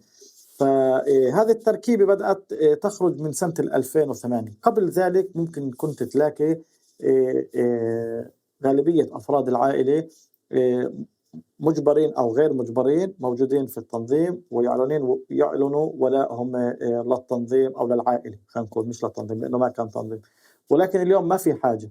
اليوم الشخص الراس هو بيقدر يجيب أمناء، هو بيقدر يجيب ناس اللي موالين لإله اللي بيعلنوا الولاء لإله، حتى لو يعني مستعدين يفدوه في حياتهم. نتحدث اليوم أصلا المنظمات الإجرامية ليه هي بطلت في حاجة لعائلة؟ لأنه هي تحولت لأيديولوجية معينة بسبب تشتت الهوية اللي موجود في المجتمع العربي اليوم. طب في إشي مش موضوعي أنت بتضلك تحكي إنك تفرق بين المتعلم والطبيب والحدا اللي بيشتغل في الكار، وهذا في إشي كمان محاولة للنقاش النخبوي بوصف هذه العوالم، وزي كأنه فعليا الطبيب مش جزء من الحالة أو المتعلم مش جزء من الحالة، صح؟ يعني أنا صحيح. بعتقد إنك هو وقعت فيه كمان. صحيح صحيح. لا، هو أكثر محاولة إن نفهم إنه كيف بيوصل في واحد في البيت يعني لإنه يصير في هذا في موجود هناك، والشخص اللي بيكون موجود بأخذ عالم ثاني لإله اللي يعني خلينا نقول ممكن يكون إنه هذا انجبر عليه، بس نسأل حالنا ليش هذا ما انجبر عليه وليش هذا لا وصل لا، هي لهاي هي ما في المراحل. حدا انجبر عليه. أنا اللي صرت شايفه ضياء ما في حدا انجبر. يعني ارجع أنت آه، لسنين هلا باللي بتقول لي إياه. يعني حتى 2009 صحيح و2008 و2009 لما اللي هو بمفهوم يعني أجيال آبائنا وعمامنا هيك، يعني بدك تحكي الأجيال المؤسسة، لما شعرت إنه في إشي بطل يناسبها على مستوى العيلة أخذوا خيارات مختلفة. يعني في ناس أخذت خيارات مختلفة، تمام. بس قصدي ما قبل فعليا ما كان في حالة الفصل اللي أنت بتحكي عنها. فكرة العيلة كانت كتير قوية، وأنا من هون مستغربه. صحيح يعني هذا عكس صحيح السائد تماما. صحيح. طلع هذا النقاش يعني هذا موضوع نقاش جدا عميق، وأنا بديش أفهم غلط، ولكن أنا بقدر أقول لك إنه في ناس أجبرت إنها تدخل هذا العالم، في ناس أجبرت. طبعا بديش أفهم مرة غلط إني أنا ببرر لهاي الأشخاص أو أنا بعطيهم نوع من التبرير، لا لا، ولكن أنا خلصنا بدي أقول التبرير، لك خلصنا من آه الأول. ولكن أنا بدي أقول إنه أنا بدي أعطيك مثال. يعني لما أنت طفل عمرك 4 سنين 3 سنين تطلع مع أبوك، حط الفرد في حضنك أو في حضنه، بحملك السلاح من جيل سنة سنتين، وأنت بتسمع أبوك بتحدث مع الناس في لهجة عنيفة، ببتز الناس على الهاتف، بجيب ناس ببتزهم على البيت. الناس بتيجي لأبوك بيتوسلوا له إنه يعمل لهم كذا وكذا أو ما يعمل لهم كذا وكذا. أنت بتعيش لما تعيش في بيت من هالنوع، الأشخاص اللي بيدخلوا على البيت هم أشخاص عنيفين، كلهم لابسين طواقي أسود، سيارات سكودا، ثقافة إجرام. السلوك اللي بتكتسبه أنت من والدك شو بتتوقع لما يصير أنا عندك عمرك بفكر هذا مش 14 15 مجبور. سنة؟ هذا مش مجبور، هذا لك حاله جوا، هذا حدا مختلف. هذا اللي بحاول أفرق فيه. يعني أنا عادة بالضبط. في بالإعلام بنحكى على فكرة إنه في حدا مثلا، حتى يعني تقعد أنت بدك تحاول تبرر، بس إنه في سياق اجتماعي عائلي، وهدول الناس جزء من المجتمع اللي نشأ جيل جديد موجود داخل هاي الحالات كلياتها، اللي لقى حاله بنقتل هون، انقتل أبوه هون، صار معه هون، أو عنده عز وجاه هون، أو الناس تتصرف معه لأنه ابن العيلة الفلانية. فبالآخر بنحكي على جيل جديد اللي لقى اللي انت بتقوله. بس هداك لك المرحلة حاله. لقى حاله جوا. هون احنا مش م- بنحكي اجبار رح نجي لها. حدا اخذ قرض، بعتقد انا بس م. بحاول افرق بالوصف. حدا اخذ قرض ما وتورط بمبلغ ما وانطلب منه خدمات، هذا مجبر. يعني هذا اجبروه. صحيح متفقين؟ اوكي. فبحاول اقول ليه، لانه بعتقد انه بشغلني سؤال، قديش اصلا انت لما بتنخلق بهاي العيلة بهاي الروابط اللي موجودة، قديش عندك مساحة انك انت تغرد خارج السرب او تطلع براه. لانه شو اذا الاختيارات قررت الموجودة. انه صحيح ما عنديش شعور، بعرفش اذا بتوافقني، ما عنديش شعور انه حدا انخلق بالعيلة الفلانية، حتى لو سمحوا له هو وهو قرر انه يطلع، رح يكون مستهدف من عيلة تاني او من مكان تاني، لانه زينة شباب العيلة بمكان تاني. يعني انه هذا اللي بعد، هذا اللي مقدم حاله بشكل مختلف.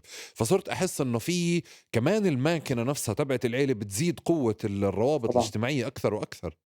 طبعا طبعا لهيك انا قلت لك في البدايه، بتذكر انه بالاخر هذا بيجعل الولاء للعائله في فتره معينه في السنوات 2005 2006 كان هو الولاء للعائله. ليه؟ لان انت بدك، لان انت عارف انه في ترابط اجتماعي قوي بين العائله، انكم عايشين، انتم عايشين كلكم في هذه الفقاعه اللي موجوده، ما في اختيارات ثانيه. خلص هي العائله، هي العائله. هلا هذا بنرجع للشخص، هو ما بعرفش ممكن نسميها انه هو مجبر او لانه ما في عنده اختيارات، ولكن هو في مرحله معينه عاش هذا عاش هذا الحياه. ولكن ازيدك يعني الامر لا يقتصر على تاثير التنظيم الاجرامي او تاثير انه اولا يعني معروف علميا انه الثقافه الاجراميه هي سلوك مكتسب. احنا بنتعلمه، احنا بنشوف الناس كيف بتتصرف، فبنتعلمه، بنتبنى هاي الثقافة بكل قيمها. لهيك بتلاقي الشخص اللي بيتعامل في هاي الأشخاص، إذا بتنتبه اللي بيدقق على لغة الجسد، ممكن تشوف إنه اللي موجود في الناصرة واللي موجود في رام الله واللي موجود في الطيبة واللي موجود في النقب كلهم بيمشوا نفس المشي، بيلبسوا نفس اللباس، حتى كرسي السيارة بترجع نفس الكرسي، مسكة السيجارة، التلفون، المصطلحات هي نفس المصطلحات يتم تبنيها. لهيك تأثير التنظيم أو تأثير المنظمات الإجرامية هو لا يقتصر على البيت أو على العائلة أو على أولاد التنظيمات.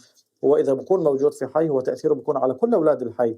لما أنت بتنشر سمات اللي هي سمات ذكورية، وإحنا بنعرف إنه لما أنت موجود في حي اللي هو مستضعف، حي مهمش، اللي أشخاصه هم نص 80% من الشباب الموجودين في الحي هم شباب شفافين. لما أنت تيجي تعطيهم هالقوة بكونوا يبحثوا أصلا عن هاي القوة، بكونوا يبحثوا عن قاسم مشترك بينهم وبين هاي الأشخاص. لما أنت تعطيهم هاي السمات الذكورية وهاي السمات القوة اللي هم بحاجة لها أساسا، هم بتبنوها وبتبنوا كل إشي موجود في رأس العصابة أو في رأس التنظيم، حتى حديثهم بيكون يشبه حديثهم. طيب، ضياء ساعدني بشغلة إنه نضل فاصلين الجيل الثاني، لأنه هذا متى ما فتحناه بنفتح على شكل آخر من كل التعريفات اللي بنحكي عنها. يعني بعتقد كل إشي عم نعرفه رح نرجع نعيد تعريفه بالجيل الثاني. الجيل الأول كمان حبيت أنا المصطلح اللي أنت سميته اللي هو كمان فكرة معركة بقاء. تمام. وضمن معركة البقاء انت عشان تكون موجود بدك تعمل اختراقات بكل مكان، فانت سويت اختراق كمان داخل المؤسسات الدولة نفسها، بمعنى دولة الاحتلال. فانت على مستوى الشرطة، على مستوى الاقتصاد، على مستوى البلدية، على مستوى كل مكان عملت اختراق. عادة بنفهم من برا من يعني انه هدول بيسهلوا لهم، بس من القصص اللي انت بتعرفها وكل فترة بيتم كشف حدا مرتشي، بتشوف انه إنه لأ بالأول الشباب شطّار، أخدوا زمام المبادرة وسيطروا على السوق. تمام. وأخدوا فعليًا الشغل كلّياته، وبمرحلة تانية قدروا يحافظوا على وجودهم ويعزّزوا وجودهم أكتر من خلال اختراق منظومة الشرطة، منظومة الأمن، منظومة مش عارف إيش، منظومة الجيش، مخازن الجيش ومش عارف. فأنت بتصفّي قاعد كل الأركان ما بين قوسين الدولة طوال الوقت. انت على قد ما بتخترق اكتر على قد ما بتعزز النفوذ، وهذا شيء بالضرورة لا يتناسب مع رغبة يعني الاحتلال مطلقا. متفقين؟ طبعا، طبعا. يعني قبل سنتين دافيد بيتان، سمعت فيه؟ عضو الكنيست من الليكود، كان هو أعتقد رئيس الكنيست في فترة معينة، كان يبتز من تنظيم إجرامي عربي. وعلى أكثر من ذلك هو كان مديون لإلهم في ملايين في ملايين الشواكل، وكان في علاقة بين إنه هم يساعدوه، هو يساعدهم في مناقصات كبيرة تابعة لوزارة الأمن، وبين إنهم يغطوا له الديون اللي هو وقع فيهن. فأنت بتشوف إنه وين وصلوا هذول، يعني وصلوا لرئاسة الكنيسة، مش بس لإنهم يرشوا شرطي ولا قائد شرطة، وصلوا لرئاسة الكنيسة قبل تقريبا سنة، في ملف كبير طبعا، عائلة أبو لطيف في الشمال، مناقصات لوزارة الأمن. المناقصات بتحكي تقريبا 150 مليون شيكل لمناقصة مناقصة بناء بنايات إيش يتعلق بوزارة الأمن. فأنت بتحكي يعني عن اختراق كبير حصل في، مش بس يعني الشرطة أصلا جهاز مخترق.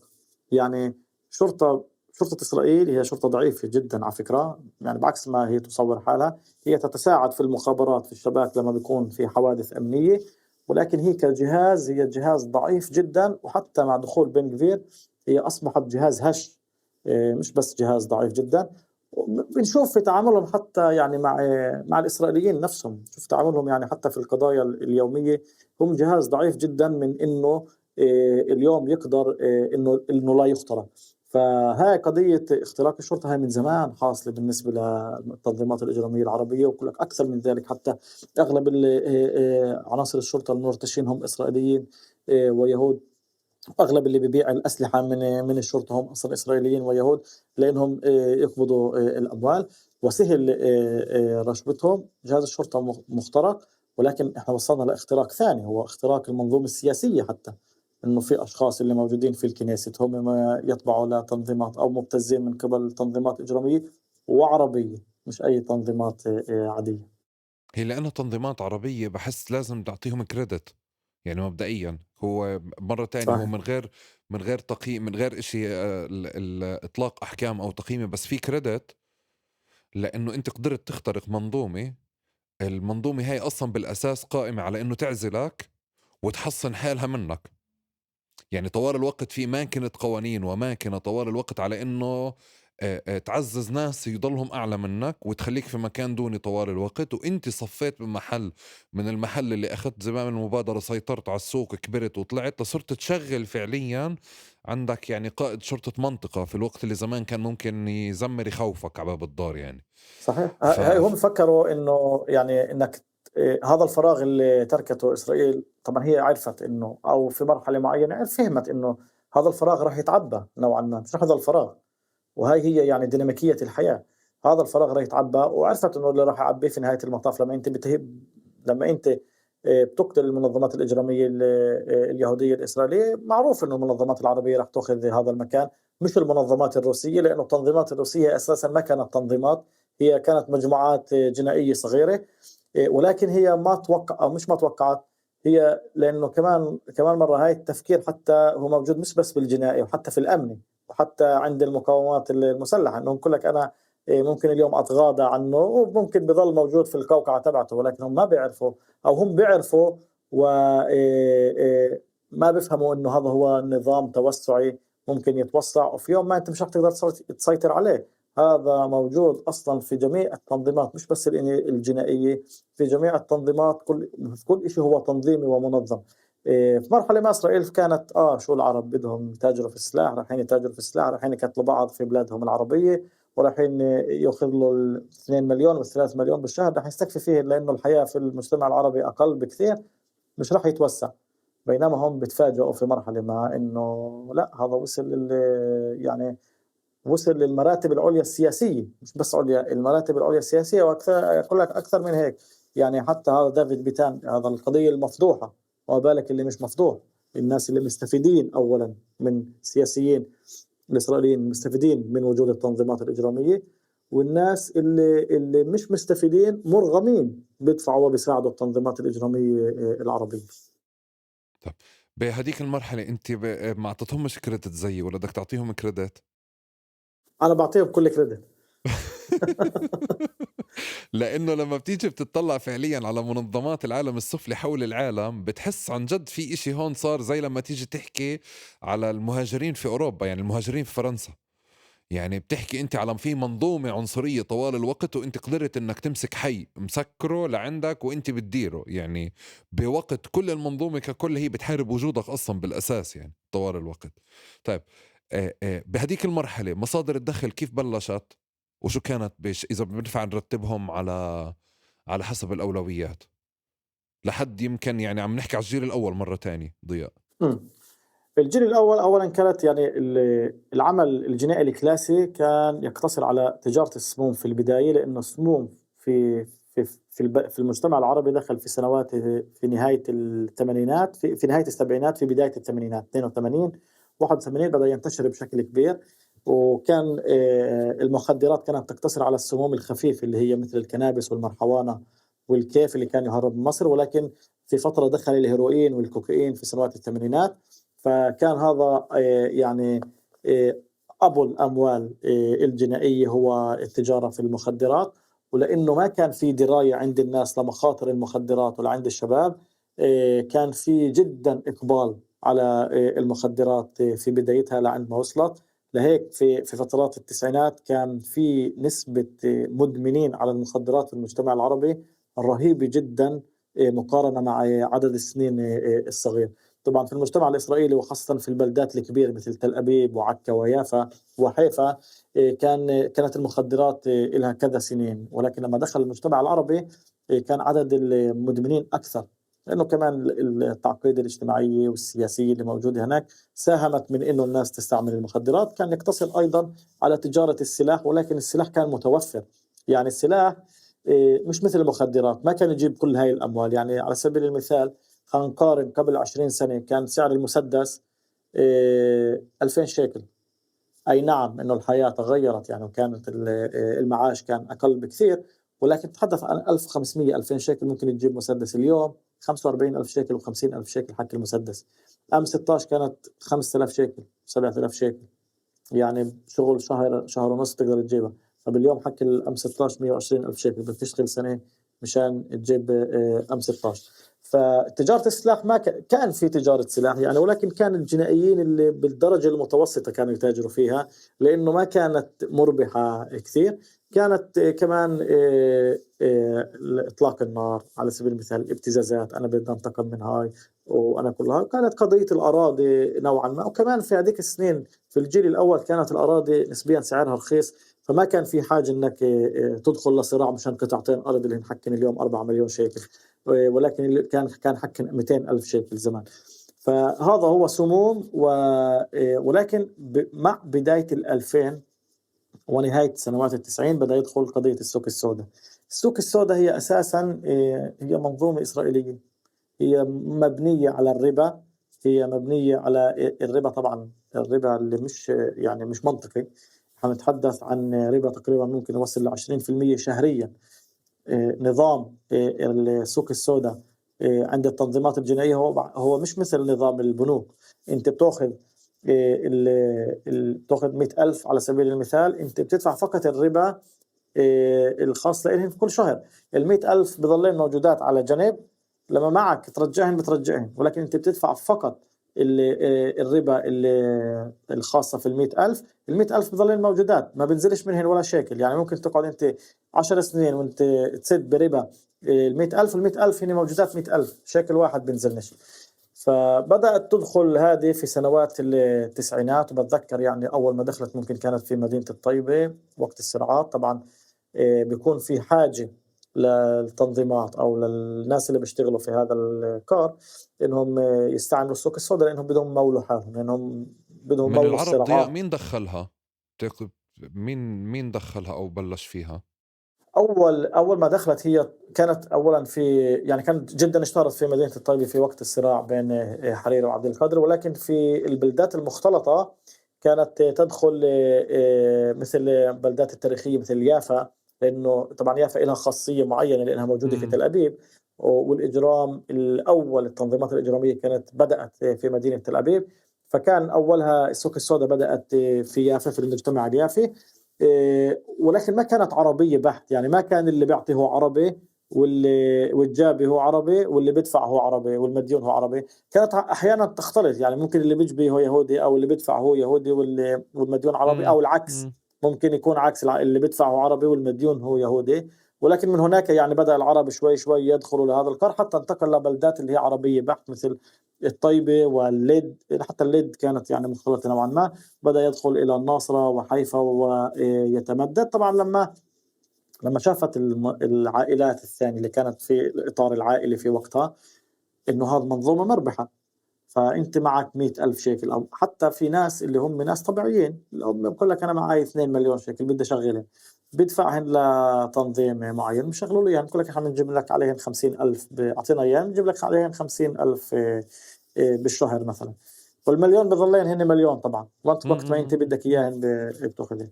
من هناك بدأ يتطور. طبعا دخلت كثير أساليب على السوق السوداء، هي لا تقتصر فقط على انك تعطي قرض، وكثير في تفرعات لإلها. طبعا تسألني عن القوانين، فيش إلها قوانين. كل تنظيم ممكن يعطيك النسبة اللي بده إياها والشروط اللي هو بده إياها واللي هو بفرضها. طيب، كان طوال الوقت هاي العيال فعليا هي طلعت من المجتمع، بيصلوا بتجوزوا بيختلطوا بتصرفوا بيعملوا، فكان في زي كأنه قواعد اجتماعية بكل بلد. حتى لما ولعت الحروب بشوف انه كان في قواعد اجتماعية او في اصول او في عادات وتقاليد من المجتمع طالعة بكل شكل الصلحة والاجلاء، واطلع من بلد لبلد والدية هون وكذا هون. بنفع نتذكر او هيك اتذكر انا وياك القواعد الاجتماعيه اللي كانوا ملتزمين فيها. يعني انا من عندي ببلش وبترك لك المجال. كل فكره اطلاق النار او استهداف النساء، يعني هذا طلع كان من الخطوط الحمراء. يعني أحسن إشي إنك تفهم هاي الأمر هو من إنك أنت تسمع حديث هاي الأشخاص اللي كانوا في هذا العالم في هذيك السنوات. أنا يعني التقيت في شخص قبل سنة في اجتماع كان هو موجود يعني، وكان في هو مشروع اللي هو مشروع إصلاحي وصلح نفسه، وبيقول لي يا ريت نرجع للإجرام القديم. وبقول له شو يعني؟ بيقول لي يا ريت نرجع للإجرام سنوات ال90. بقول له ليش؟ بقول لي على الأقل كان في ضوابط إنه لما تشوف ولد صغير في السيارة ما بتطلق النار. مم. قبل سنة ونص في الطيرة ولد آآ ولد عمره 4 سنين فقد الأمل في إنه يمشي طول حياته، ابن ضحية، أبوه انقتل في المركبة، كان ابن أخته في السيارة أصيب بجروح خطيرة، والولد أخذ رصاصة في ظهره، كان على كرسي الأطفال موجود الولد، وكانت واضحة كرسي الأطفال يعني في جنب سائق السيارة. يعني فكرة إنهم ما شافوش مش معقولة، أو فكرة إنهم ما انتبهوش، ولكن هذا الشخص كان هم بدهم إياه بشكل محدد. كمان عندك يعني استعمال العبوات الناسفة أو استعمال الصواريخ، صواريخ اللاب. هاي لما أنا بطلق بحط عبوة ناسفة على سيارة اللي هي سيارة معروف ممكن يطلع فيها شخص في عيلته، أو ممكن معروف تطلع فيها ممكن مرته، وصارت أكثر من مرة إنه بدل ما يطلع الزوج في المركبة طلع الابن أو طلعت المرأة وانقتلت المرأة بدال. هذا كله بدينا نشاهده في الفترة الأخيرة، يعني وين كنا نشوف زمان كان محرم هاد ولا ما اقحام. كانش دارج؟ يعني كان خط احمر. كان خط أحمر، كان في يعني مش خلينا نقول ما في كان دستور واضح، ولكن هاي مفاهيم كانت تذوّت عند هاي هو الأشخاص هذا اللي اللي انا موجودين في بقوله، انه الصف. في زي كانه اخطاء اجتماعيه اذا انت عملتها أنا باعملها. ببطل عندك بالضبط. حاضن اجتماعيه، يعني بتفقد بالض احترامك لما بدك تروح تصلي بالجامع بتطلعوش فيك. فشو بالضبط. هي كانت هي مثلا منها شو قضية اللي انت بتقول انه ما منها يكونش في قضية. قتل، صحيح. قتل مش منظم او مش موجه. قتل بالأخص الأشخاص الأبرياء كانوا يحاولوا يتفادوا الأشخاص الأبرياء، أو إذا كانوا بدهم يعني إذا كان في قتل للأبرياء كان ممكن الشخص اللي من الدرجة الأولى يُقتل. يعني شو من الدرجة الأولى؟ يعني الأخو. يعني اليوم أنت بتشوف يعني الوضع خطير جدًا، وصّلنا لمرحلة إنه ممكن أنت ابن عم أبوك اللي هو درجة ثالثة أو رابعة قريب لإلك أنت تُقتل بسببه، وأنت ما أنت أساسًا ممكن ما تعرفش عن الصراع اللي هو موجود مم. فيه، أو هو مع مين متخاصم. قبل 6 أشهر قتلوا إمام مسجد في كفر قرع، إنسان جدًا رائع وإنسان جدًا ناجح وإمام مسجد، وقُتل على باب المسجد بسبب صراعه. لا هو هو مش بس عيلته المصغّرة ما إلها في هذا الصراع، العيلة الكبيرة حتى ما إلها فيه. هو ممكن درجة رابعة في هذا. فهذا ما كان، يعني أنت ما كنت تشوف إنه أنا باقتل الأبو عشان الابن، لأ هذا ما كان. يعني كان في إنه كان هاي الأشخاص كثير تخاف على سمعتها. هم لليوم في نوع منهم بيخافوا على سمعتهم، ولكن كان جدًا مهم السمعة. ليش؟ لإنه كان الأمر يُنسب للعائلة أكثر ما يُنسب لتنظيم. اوكي. بندخل على الجيل الجديد ولا بدري؟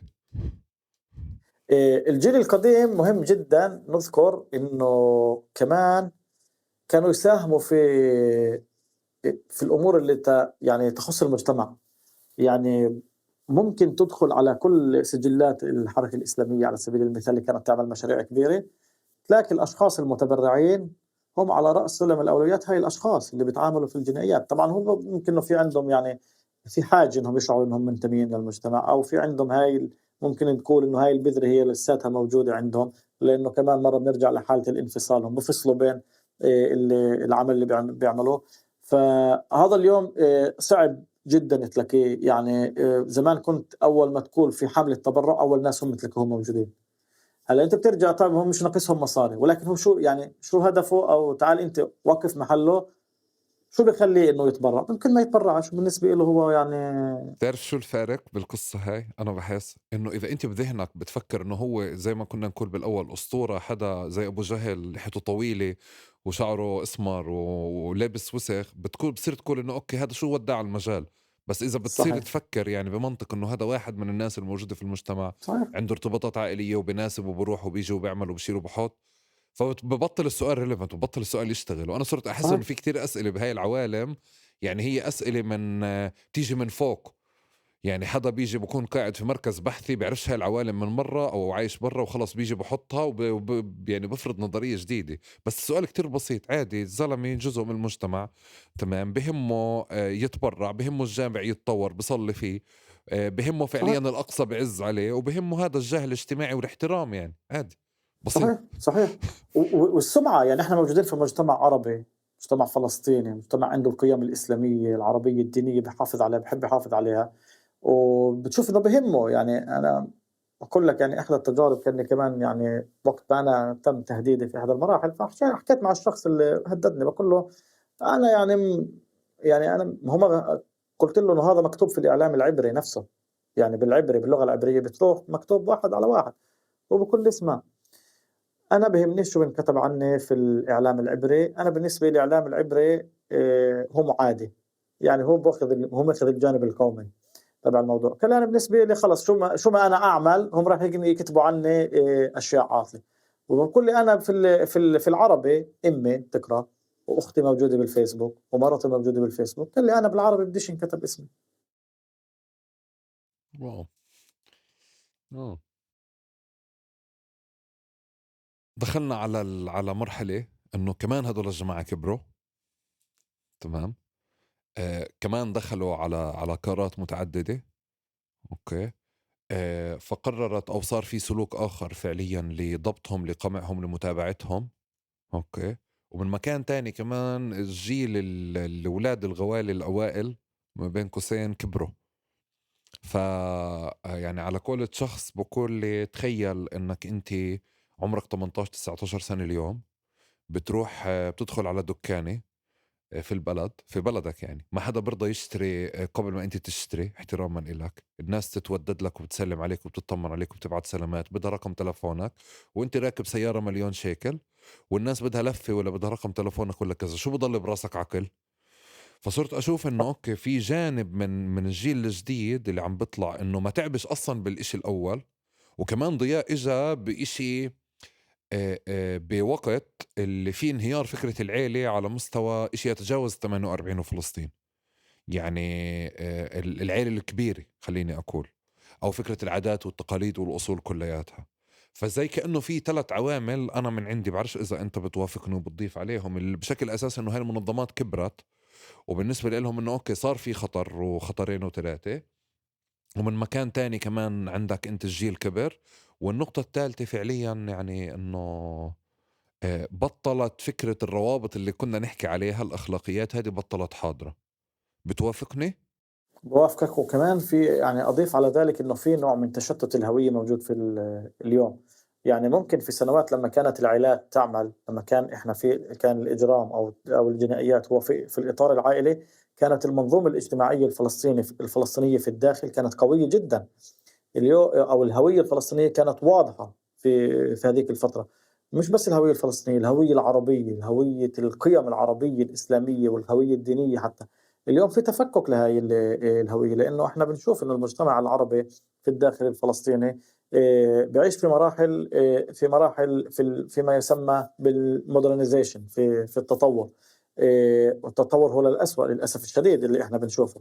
فإحنا بنعيش في ثقافة فقر، بنعيش في ثقافة إحنا مش عارفين، لا إحنا موجودين عند المجتمع الإسرائيلي ولا إحنا موجودين عند المجتمع الفلسطيني، لا إحنا عرب ولا إحنا إسرائيليين ولا إحنا مش عارفين شو نقرر. فجزء كبير من هاي الشباب بيعيشوا في صراع بين هاي الهويات. ففي تشتت.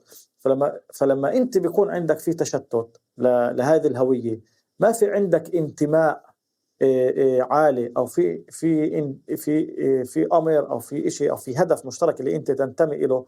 ما في حدا يوجهك لهذا الهدف المشترك اللي أنت تنتمي إله، سواء كان العروبة، سواء كانت الفلسطينية، سواء كان الوطن الفلسطيني، سواء كان أي إشي. أنت في مرحلة ما كل إنسان فينا، وهذا طبعا يعني بالفطرة إحنا بنبحث عن هوية، بنبحث عن انتماءات. فلما أنا ما بلاقي هذا الانتماء أنا ممكن أودي انتمائي في أي محل. المحل القريب اللي أنا بودي انتمائي فيه اللي أنا بشعر فيه بأريحية، مش بس هيك ال الأمر الآخر اللي أنا بشعر فيه في إشي مشترك بيني وبين هاي الناس اللي موجودة في هذا الحي أو في هذا الحيز. لهيك انتماءاتي بتتحول لهاي الأشخاص أو لهاي الأمور أو لهاي التنظيمات، أو لهاي العصابات. يعني ممكن أشخاص بيكونوا عندهم تفتت في الهوية 4 أو 5، وهذا إحنا شاهدين عليه كمان في المجتمع العربي. هو مش تنظيم، ولكن بيعملوا عصابة أو بيعملوا مجموعة لحالهم لأنهم بدهم إشي مشترك بينهم. ممكن يكونوا هذول ال4 هم ضعفاء، ولأنهم هم ضعفاء في إشي مشترك بينهم، فهم بيعملوا مجموعة لحالهم، بصير في إشي مشترك بينهم، وبصيروا ينتموا للمجموعة وللهدف المشترك اللي جمعهم على هذا الأساس. لهيك تشتت الهوية أمر جدا مهم. في جزء للأسف الشديد تفتيت من القيم كمان العربية الإسلامية. وكمان بنقولها بكل أسف إنه كمان ضعف كبير في العمل السياسي. العمل السياسي العربي الفلسطيني في الداخل كان يصد كبير، كان يصد كثير من الأعمال الإجرامية، كان يأخذ كثير من حيز من حيز الشباب اللي بتروح اليوم على الإجرام، يأخذها لحيز الأحزاب العربية أو للعمل الوطني، للعمل الديني، للعمل العروبي. فالضعف في هاي المنظومة كمان أدى إلى زعزعة الهوية عند الشباب العرب اللي في نهاية المطاف موجودين في محلات اللي مش لازم يكونوا موجودين فيها. أنا بعرفش، أنا بحس بختلف معك. بحس هاي كمان جزء من المبالغات النخبوية بالحديث، إنه أنا لإلي هو واحد من الأسباب بالضرورة. بس فكرة الأحزاب والتنظيمات أصلا تراجعت، يعني على مستوى أكثر من منطقة، يعني على المحيط كله صحيح. بشيء يتجاوز. هذا واحد. اثنين، بعتقد انه حتى المرحلة اللي انت بتحكي عنها اللي هو كان قادر يصد، كانت فعليا العائلات مش محتاجة حدا يصدها، يعني هي لحالها عندها ضوابط بتصد حالها. فزي كأنه الضوابط هذه قلت، صارت ناس تتصرف من غير ضوابط بالتزامن مع فعليا ملاحقة وقمع صح. الأحزاب وغيرها. بس بفكر انه دائما كانت، مثلا عندي فضول اعرف ليش الحركة الإسلامية مثلا الشمالية تحديدا في قبول وفي رغبة لإلها بهاي العوالم من الجيل الأول والجيل الثاني. يعني إذا حدا بده يتبرع أو حدا بده يتعامل أو حدا بده، زي كأنه عنوان الأقصى أو عنوان السياسي اللي إحنا ممكن نتعامل معه، بالأغلب هو هيك قريب من هذه المحيطات وهاي الدوائر. وهون في إشي ما إلوش علاقة بانهيار الأحزاب بعتقد ضياء. نعم، الأحزاب والقصد إنه كانت هي مسبب لإنه تمنع كثير ناس من إنهم يدخلوا. طبعا إحدى المسببات، هي مش المسبب الوحيد ولا المسبب الرئيسي، ولكن ضعفها كان إنه في يعني بسبب لإنه جزء كبير من الناس ما يفهموا الجانب السياسي. طلع الأحزاب العربية الفلسطينية بالأخص الحركة الإسلامية، يعني ممكن تلاقي الشيخ رائد صلاح على فكرة، يعني رئيس الحركة الإسلامية الشمالية طبعا المحظورة، اليوم هو الوحيد اللي مقبول على كل هاي العائلات أو على مم. كل هاي التنظيمات. هو الوحيد اللي ممكن، يعني أنا كنت شاهد على حدث لو ما كان الشيخ رائد صلاح موجود فيه وما كانت الناس عملت احترام بس للشيخ رائد صلاح، كلنا أكلنا كتلة.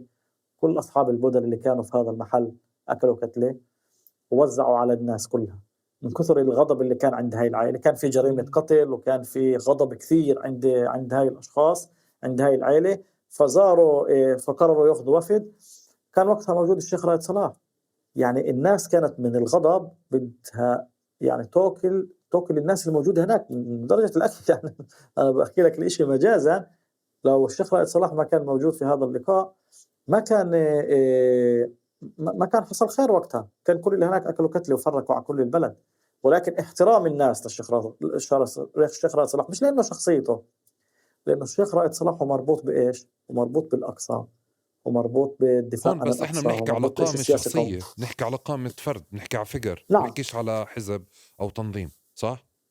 بالضبط، لأنه حتى لأنه كمان الشيخ رائد صلاح هو مش لأنه كمان شخصية، هو يعني شخصيته طبعا جدا الشيخ رائد صلاح هي مقبولة كمان كشخصية، يعني مم. كإنسان اللي هو عنده كاريزما، ولكن كأنه شخصيته هي مربوطة بالأقصى، ولأنه حب الناس للأقصى والناس صحيح. بتعطي كثير احترام للأقصى.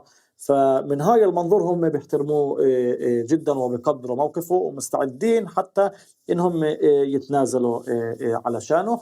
لهيك هاي يعني، ولكن وبهذا السياق بذكر إنه اليوم أنا ذكرت لك إنه أغلب هاي الأشخاص بيعطوا احترام للشيخ رائد صلاح، ولكن جزء منهم لا يعطي لا احترام لا للشيخ رائد صلاح ولا لأقصى ولا بتاتا. لا، هلا دخلنا على مرحلة الجيل اللي بيحترمش أبوه وعمه. يعني إني أنا بقول لواحد إنه يعني إنه يعني ما عمك بكسرش رقبتك، يعني أبوك بكسرش رقبتك بهذا المنطق، فأنت بتصير بتشوفه بفكر فيها مرتين. يعني مش الإجابة الواضحة اللي هو زي ما إحنا اعتدنا نعرف إنه لا أبوي أو عمي بكسر رقبتي بكل اللي تعملش هيك بسويش هيك. تمام. بس اليوم حتى شكل القصص والجرائم اللي أنت بتسمعها في حالة يعني انحلال اجتماعي، هيك بدي أسميه يعني، عن أو حالة انفكاك عن فكرة كل الروابط الاجتماعية اللي انبنت بالسنين الماضية. يعني بتمسك جريمة محددة صارت في بلد ما، بتلاقي ابن عم مش عارف مين قتل ابن خالة مش عارف، يعني من نفس العيلة أو من نفس الأفرع، وإعادة إنتاج يعني خلافات عائلية طوال الوقت، بس أساسها بروابط اجتماعية بتحس في رغبة لكسرها، وهذا شيء جديد بعتقد، يعني هذا ما كان موجود نعم، سابقا. ما كان موجود طبعا. هذا بتأثر من الجو العام أحمد، من البيئة العامة. لما في بيئة اللي هي حاضنة طبعا بدناش ندخل ليش البيئة هي أكثر، يعني موضوع ثاني وكبير. ليش البيئة مثلا المجتمع العربي يحتضن ثقافة الجريمة وثقافة الإجرام والتنظيمات الإجرامية والعصابات؟ لما في عندك هاي البيئة الحاضنة وهذا الجو العام هو منتشر، هذا بيعزز أولا الأشخاص اللي بقتلوا من دوافع نفسية، مش من دوافع إنه أنا بدي أنتقم أو الدوافع اللي هي أموال. بصير في عندك تطور لاضطرابات نفسية وشخصية اللي هي خطيرة جدا. يعني إحنا بنشوف جرائم في المجتمع العربي مستنسخة من جنوب أمريكا، من حرب الكارتيلات السموم في المكسيك، في كولومبيا. بتشوف استنساخ للجريمة واحد على واحد، خطف، تعذيب، قطع رأس، رمي الجثة في مكان والرأس في مكان آخر. هاي أمور ما كانت. طبعا هان تتحدث عن مجرمين اللي حتى تركيبتهم النفسية تختلف عن المجرمين اللي كانوا سابقين. في عندهم تركيبة نفسية، يعانوا من اضطرابات. طبعا ندخل على الجانب السيكولوجي أكثر. مم. اللي هو أنا طبعا الدراسة الأكاديمية عنه عندي، يعني الوظيفة الجامعية تتحدث عن تبني بروفيل للمجرم، ولكن انت بتتحدث اليوم عن عده بروفايلز اللي هي مختلفه للمجرمين. انت ما بتقدر تحط المجرمين كلهم في قالب واحد. اليوم عندك المجرم اللي بقتل فقط لانه بده يقتل، لانه هو عنده هاي، بحب هاي الاثاره، موجودين منهم في المجتمع العربي. عندك المجرم اللي بقتل ومستعد يقطع راس. مش اي مجرم، يعني في السابق ما كان اي مجرم يقدر عنده الجرأة ممكن انه بقتل من بعيد، ولكن انه يقتل ويمثل في الجثة ويقطع راس. هاي مجرمين مع سمات جديدة ومتطورين جدا، وتركيبيتهم النفسية تختلف. كم في منهم بالمجتمع العربي؟ أنا بقول لك كثير. سابقا ما كان، لأنه ما كنا نشوف هاي الحوادث متكررة. ممكن كنا نشوفها مرة بالخمس سنين، ولكن اليوم احنا بنشوفها بشكل سنوي، بشكل شهري، بشكل تقريبا أكثر، يعني كل شهرين ثلاث بتشوف في جريمة بشعة. فعندك هاي الجو العام بيخلق هاي الاضطرابات وبيعزز منها. وللأسف الشديد لما أنت في عندك عدم رقابة، وفي عندنا برضه مسؤولية مجتمعية أحيانا إحنا بنغفل عنها، إنه أحيانا إحنا ما بنربي صح، ما في تربية صح. هلا أنت ما أنت كمجتمع ما بتقدر تجبر كل الناس يربوا أولادهم. بدك منظومة رادعة، سلطة رادعة اللي تجبر الناس اللي ما ربوا أولادهم تردع هاي الناس اللي ما تربوا. ولكن لما ما في عندك هاي السلطة الرادعة والمجتمع تسود قوانين الغابة، القوي هو البقاء للأقوى، التسامح هي من لغة الضعف. للأسف الشديد اليوم إذا أنت بتروح على بعض الأحياء في المجتمع العربي، كثير من الأحياء كلهم شو يعني تسامح؟ تضحك عليك، منين جاي أنت؟ شو تسامح؟ يعني حتى في البلد نفسها إذا أنت بتكون ملزم في قوانين السير بصير الناس تهزوا عليك. شو أنت وين؟ القوانين غير. إذا أنت بتلتزم أنت بتكون أمرأة أحيانا يعني تبين وكأنك شاذ. فلما أنت هاي عندك القوانين هاي هي السائدة وهذا هو الجو العام، هذا بيعزز الخلايا، بيقولوا في المصطلح تحليل السلوك الخلايا النائمة. الخلايا النائمة هاي بتكون تنتظر هاي الأجواء لما تنتشر، فبتقترف جريمتها، بكون عندها المقومات الإجرامية جاهزة، بكون عندها الدوافع جاهزة، فقط بدها مين يحركها مشان تنتشر. هاي ما كانت سابقا، كان يقتصر سابقا على عائلة فلان تقتتل مع عائلة فلان بسبب إكس معين. كان يقتصر على الطيبة، شوي يافا شوي الناصرة من الفحم. بس اليوم أنت بتشوف في جرائم دخلت القرى العربية اللي ما كان حدا يعرف باسمها. يعني جديد صرنا نعرف بأسامي بعض القرى العربية لما دخلتها الجريمة، ما حدا كان يعرفها. طيب أنا بعتقد هون بس عندي ملاحظة إنه أنت عم بتعمم. بس أنا بفكر إنه إذا أدوات التحليل تبعتنا هي العيلة بأولادها، فالعيلة بالأولاد ما زالوا مضبوطين، إلا فعليا إنه في جيل جديد عم بروح أكتر باتجاه بده نفوذ، أو بده مصاري أكتر، أو بده حضور أكتر، أو بده البزنس تبعه الخاص. نقدر نقول هيك. ولكن مع كبر البزنس وكبر المنظمات اللي عم نحكي عنها، احتاجت فعليا تستعين ب ما بين قوسين خبراء خارجيين اللي هم السناجير كيف بتقولوا لهم. تمام. فانت فعليا لما بكون في قاتل مأجور، وهذا اشي مفاجئ انه بلشنا نسمع عنه باخر 10 سنين كتير، انه في فلان الفلاني هو عزرائيل في المنطقة الفلانية. تمام. او فلان الفلاني اللي بسحب الارواح في المنطقة الفلانية. او قتل مأجورين فعليا بقلقيلي ولا بطول كرم. بتسمع عن انفجار سيارة في بلد ما في الضفة الغربية، ليه؟ لانه فلان مصفي لصالح كذا. فبعتقد انه الوصف اللي انت عم تحكيه، اذا انا بدي اعمل عليه زوم اكتر عشان بس نقدر نحصره، احنا بنحكي قاعدين عن حالة القتل المأجورين والناس اللي بدها تشتغل بالعوالم هاي، واللي هو هذا جيل يعني خليني احكي مستوى تاني من الجيل الجديد، صح او لا؟ صحيح، صحيح. وطبعا القاتل الأجير حتى إذا يعني بدك تعمل له فصل بين، تفصله بين حتى رئيس التنظيم نفسه، بتكون تركيبته النفسية ودوافعه بتكون جدا مختلفة عنه. هذا بيكون شخص اللي هو ماخذ القتل كشغل كعمل، مم. لا عنده إجبار على هذا. ممكن يعني إنه عاش في عائلة اللي هي شوي ممكن فيها إجرام، ممكن لا، ممكن إنه عاش في عائلة قاسية، ممكن عاش بدون أب، ممكن عاش بدون أهل، في ظروف قاسية اللي وصلته لهي المرحلة. ولكن مش هاي موضوعنا، إنه موضوعنا إنه في اليوم قتلة أجيرين في خليات. نتحدث عن خليات كثيرة، مش بس خليات واحدة، وهي الخليات صارت تستعمل مش فقط في الصراعات المسلحة، صارت حتى أي إنسان بده يتخلص من مرته ب ب بجيب 50,000 إذا معاه مصاري، أو 100,000 حسب كل خلية قديش بتاخذ. والسعر أنا باعرف إنه رخص، يعني من كثر لإنه في طلب عالي وفي توافر لهذه الخليات خليات الاغتيالات اللي إحنا بنقول القاتل المأجور. فاليوم حتى في الصراعات الأسرية صارت تستعمل. إنسان بده يتخلص من ابن عمه لأنه ابن عمه واقف ضده في قطعة أرض، اليوم بروح بجيب له قاتل أجير. هاي إحدى الأمور اللي جدا مرعبة في المجتمع بس العربي اليوم. استثناءات هاي لساتها، صح؟ هاي إيه؟ لساتها يعني استثناءات. استثناءات من أي ناحية؟ أنا بتوقع إنها لا، هي مش من استثناء. حالات القتل الكبيرة. يعني من حالات بنسمع عن القتل. قصة صارت هون كل فترة، بس لا، الحالات القتل اللي باليوم يوم عم نسمعها إلها مساحتها، إلها عوالمها. إلها مساحتها وإلها عواملها، ولكن بتوقع جزء كبير منها هي عن طريق قتلة مأجورين. لأنه إذا إحنا بنقول إذا أنا آسف، بدي أقاطعك. مش قصدي عن طريق قتل المأجورين، قصدي اللي هو قضية الأشياء الاجتماعية اللي على القتل على خلفية طبعا، الاستعانة بالقتل المأجورين على خلفيات اجتماعية. ما زالت الاستثناء عن طبعا القاعدة. انه استثناء، غالبيه طبعا اللي طبعا بيشغلوا طبعا السناجير، اللي بيشغلوا القتل المأجورين طبعا فعليا، هي العائلات اللي بدهاش تورط اولادها بدم بشكل مباشر، فبتستعين بالقتل المأجورين، وبالاخر وقت صلحة يعني قتل المأجورين ببعض بنفرطهم وبتخلص القصة. صحيح، صحيح، صحيح. يعني أصلا أساسا إذا إحنا بدنا نحلل المعطيات في المجتمع العربي، إحنا بنتحدث عن 75% من جرائم القتل. إحنا بنتحدث عن معدل طبعا. 75% هي جرائم انتقام. يعني الجرائم اللي بتتم في المجتمع العربي، عندك 100 جريمة، عندك 75 جريمة منها هي على خلفيات انتقامية، سواء بدأ هذا الصراع قبل 10 سنين أو سواء بدأ هذا الصراع اليوم، ولكنه هو انتقام لحدث معين، سواء حرق سيارة، سواء طلاق امرأة، بعرفش ممكن يؤدي كمان لانتقام. ولكن في لحظة إنه وقع دم، هذا بيفتح انتقام، ممكن اثنين وثلاث وأربعة.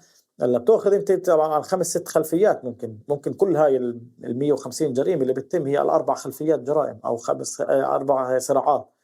النسبة العنف الموجود، القتل على خلفية العنف هي نسبيًا قليلة نوعًا ما مقارنة مع الانتقامات والعصابات. ولكن للأسف الشديد إنه الجو العام بيساعد وبيدفع هاي العنف، سواء العنف الأسري، سواء العنف بين أفراد المجتمع، بين الجيران، بين الأهل، العنف في المدارس. الجو العام هذا بيدفع، ولكن هو يعني على الرغم من كل ذلك هو قليل جدًا مقارنة مع الصراعات الكبيرة اللي إحنا نتحدث عنها، الصراعات المسلحة. يا حماد بس ممكن أجيب مي ثواني؟ طبعا بحط لك موسيقى باخذ هون. يلّا عطشت. صحة وعافية. ضياء بتدخنش انت؟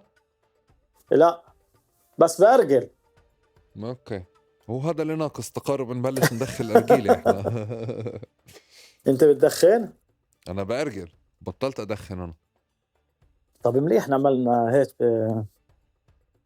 بودكاست مع رجيلة. اه. الناس جاي على طول كرم. إيه انت برام الله؟ لا انا باسطنبول. مش برام الله. لا باسطنبول. إلك جاية؟ جيب لك رز زعتر إيه معك. والله يا ريت بدك هيك شوي. انا من مرة بدي اجيب الشاحن.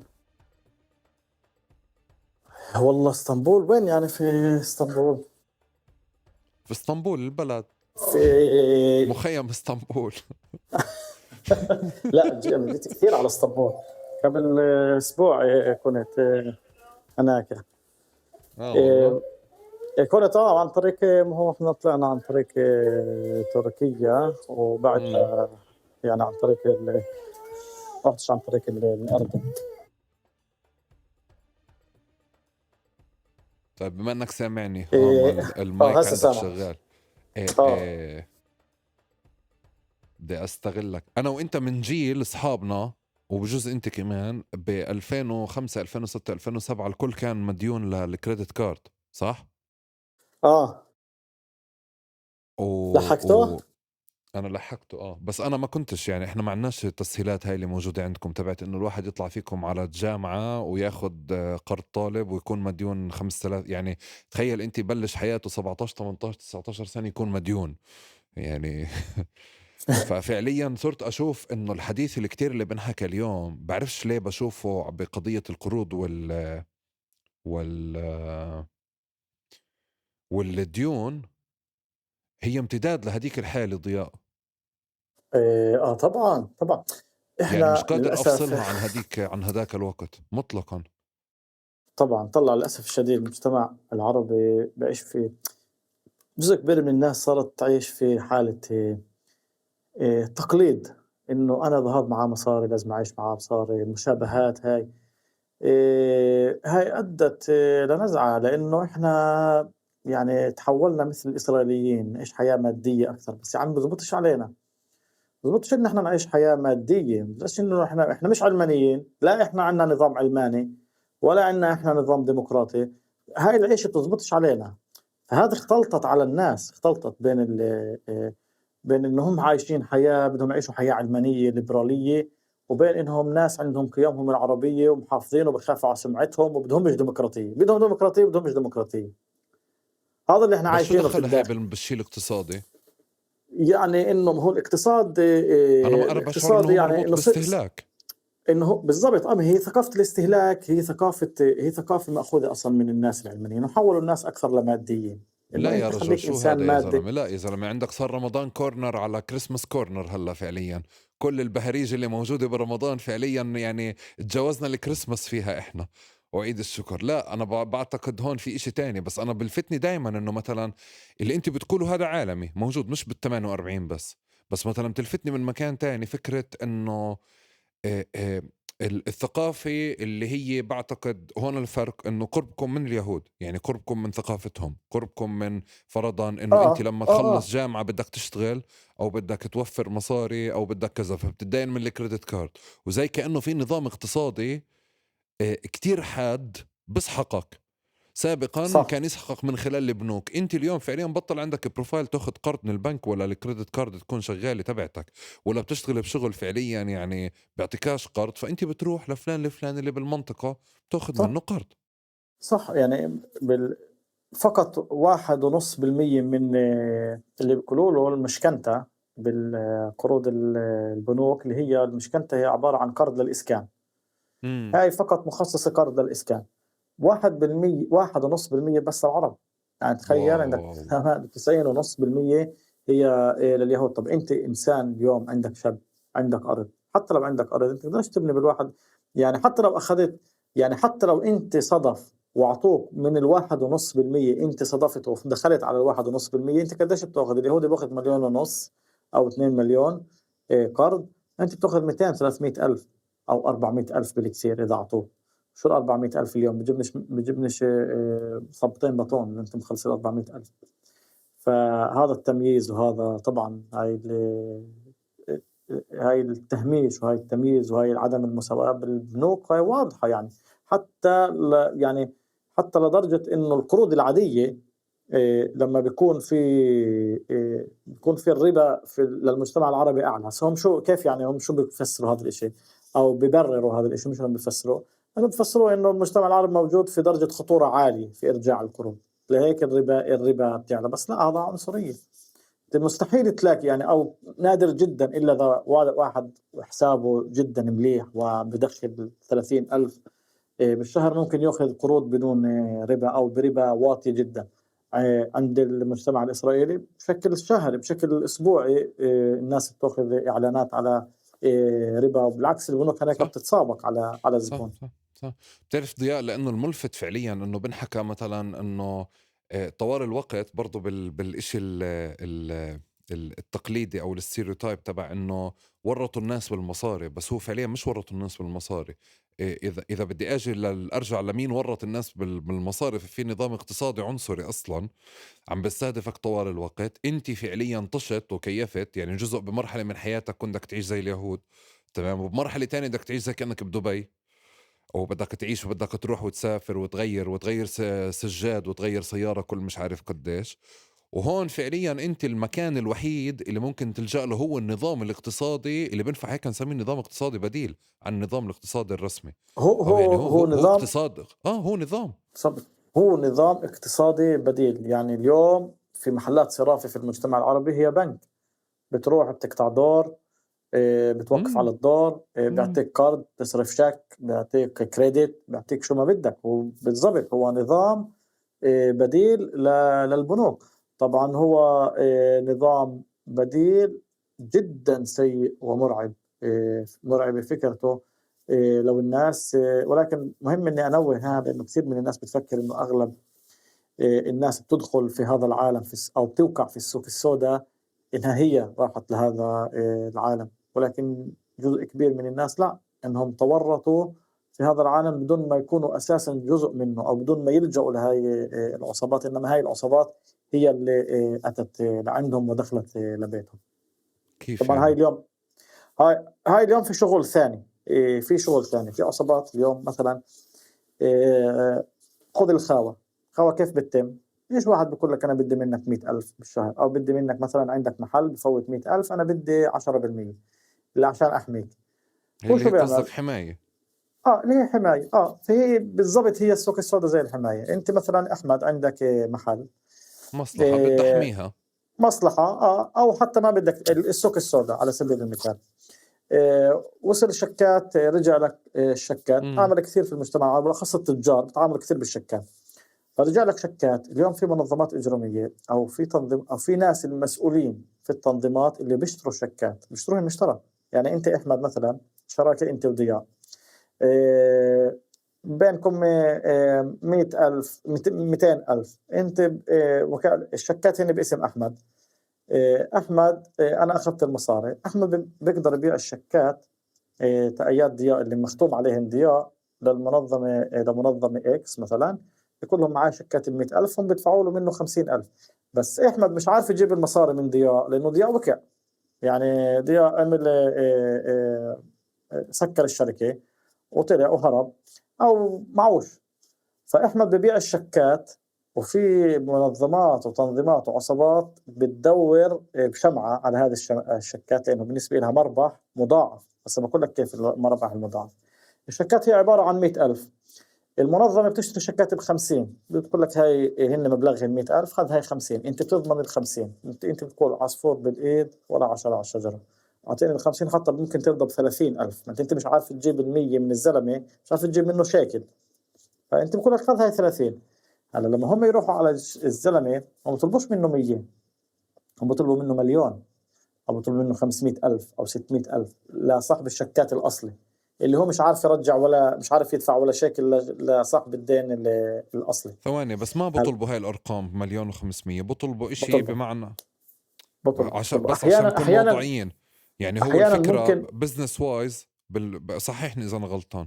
بزنس هو بقول لك إنه أوكي، اللي أنا إلي عندك 50,000 من التاريخ الفلاني، من تاريخ ما رجع الشيك، ببلش يعتبر إنه هو في فايدة عليهم وفي أبصر إيش وفي كذا، فبقول لك إلها 6 شهور، على كل شهر فيها القد، بيطلع بالآخر توتال الرقم هالقد. بس مش بالضبط يعني في آلية حساب حتى لإلها، صح؟ بالضبط، ولكن آلية الحساب أنت ما كمان ذكر، يعني مثل ما ذكرت في الأول ما إلها قوانين. هي ممكن هلا وين الخطورة لما أشوف إنه في عندك عقارات مثلا، أو في عندك في وراك إشي، في وراك أملاك، لما أشوف عندك أملاك بطمعوا أكثر. بقول لك أنا هلا هم شريك ما بيجوا، معك. بالضبط، هلا هم ما بيجوا على، يعني حتى إذا أنت جيت تبيع الشيكات هم بيفحصوا على فكرة، هم مش كمان مرة، هم مش ناس بدائيين، هم ناس منظمين وهم ناس عقلانيين، فبيفحصوا إذا أحمد صاحب الشيكات عنده إشي نطلع منه، يعني بالآخر مش هدفهم إنه يقتلوك ولا هدفهم إنهم يأذوك، بالآخر أنت إذا قتلوك بتكلفهم مصاري. هم بدهم المربح، هم بدهم بالآخر المربح، وما بدهم إنهم يقتلوك، والهدف تبعهم ما يقتلوك. لهيك على السوق السوداء ما بقتلوا كثير، ما في خلفية قتل كثير على السوق السوداء، إنما ممكن إنه الصراع هو سوق سوداء وأدى إلى انفجار الانتقامات، ولكن إنه شخص الناس اللي أخذوا مصاري وانقتلوا ما قليل جدا، يعني نادر جدا. ولكن اللي بصير انه اذا فحصوا، اذا في عندك وراك املاك بيت على سبيل المثال، خلص اذا عندك بيت، يعني هاي بالنسبه لهم هاي اللي حصلوا اللي بدهم اياه. البيت هو حقه، اقل قطعه ارض اليوم في المجتمع العربي حقها 1.5 مليون ونص وطلع. البيت قاعد على الارض، البيت قاعد على الارض حتى لو طابق واحد اليوم حقه 2 مليون شيكل. هاي اذا اجوك 200 300 الف وانت عندك البيت، اذا بتقدرش تدبر لهم المبلغ اللي بدهم اياه بدهم ياخذوا بيتك، او اذا عندك مصلحه بتروح المصلحه. طيب، بدي شوي ارجع للنقطة اللي انت قلتها انه نادرا ما حدا ينقتل، بس انا بفكر انه في اعتداءات بتصير او في قتل بصير او في اذلال بصير، حتى لما في شخص بنكر او بكابر او بصير يكون ملكاش اشي عندي.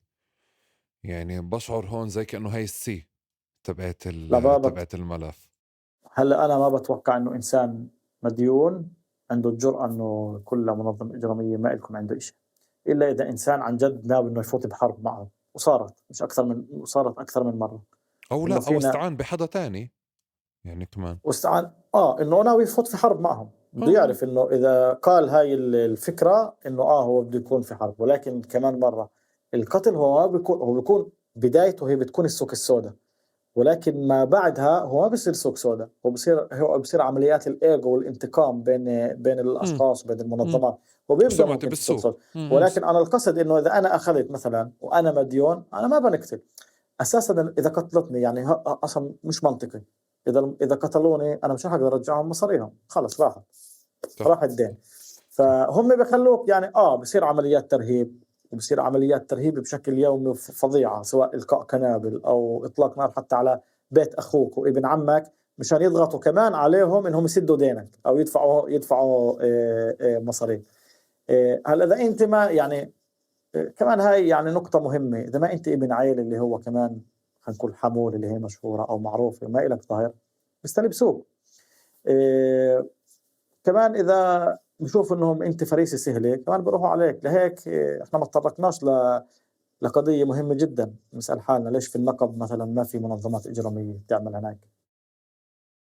ما في، بس يعني في عيلة قوية، ما في في تنظيمات نظام عائلي اجراميه كمان. ابدا، ولا اي تنظيم اجرامي حاول يفوت بالنقب قدر انه يتسلل على النقب، لانه البنيه المجتمعيه هناك تمنع، لان البنيه هناك هي حمائليه، في إجرام منظم، ولكن ما في تنظيمات إجرامية، لأنه البنية هناك هي بنية حمائلية، لأنه إذا أحمد بتمشكل مع فلان هو بتمشكل مع العائلة، ما بتمشكل مع كل لساتها العيلة الناس. حاضرة زي الجيل الأول اللي كنا نحكي حمول. عنه. بس حمود، بس بس بس حالة التنظيم موجودة وحاضرة. الإجرام المنظم الن- موجود، التنظيم الإجرامي مش موجود في النقب تنظيم إجرامي مش موجود، صفر.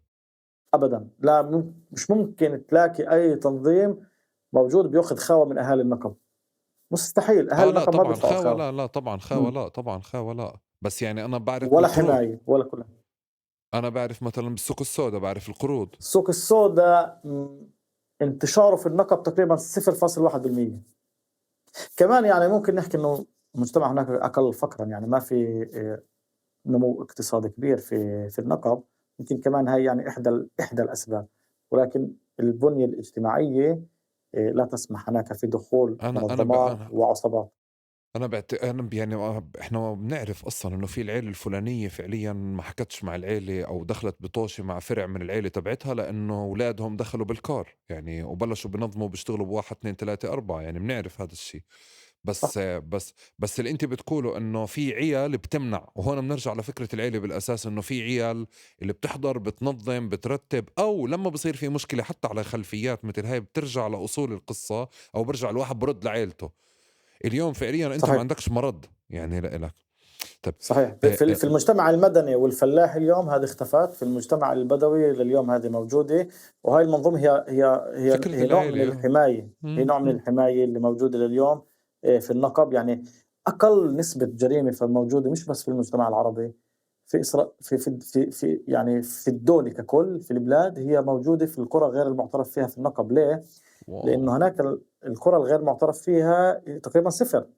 يعني ممكن تسمع في كيبوتس معين عند الشكناز وقعت جريمة قتل، الواحد قتل مرته. أما في النقب مستحيل، يعني صفر، تقريبا صفر، يصل لحد الصفر في القرى غير المعترف فيها، مع أنه بنتحدث عن 150 ألف نسمة.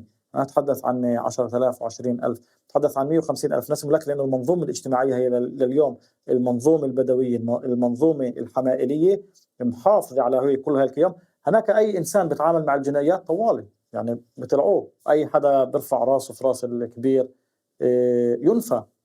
فلهيك في مم. هناك في عقابات جماعية، وهاي العقابات الجماعية والمنظومة الاجتماعية اللي موجودة لليوم محافظين عليها، هي بتحافظ على أبناء هذا المجتمع اللي إحنا للأسف فقدناها كثير في البلاد الكبيرة والمدنية، وفي القرى اللي اليوم تحولت لمدن اللي أساسا هو مش معروف هي قرية ولا مدينة أصلا.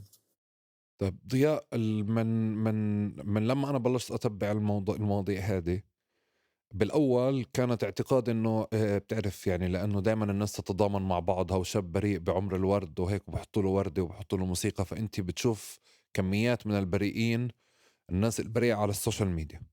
لما بتبلش تتبع البروفايلات بتلاقي كل حدا في وراه قصة، كل حدا في له حوار أو في له كذا، وبتكتشف فعليا أنه نادرا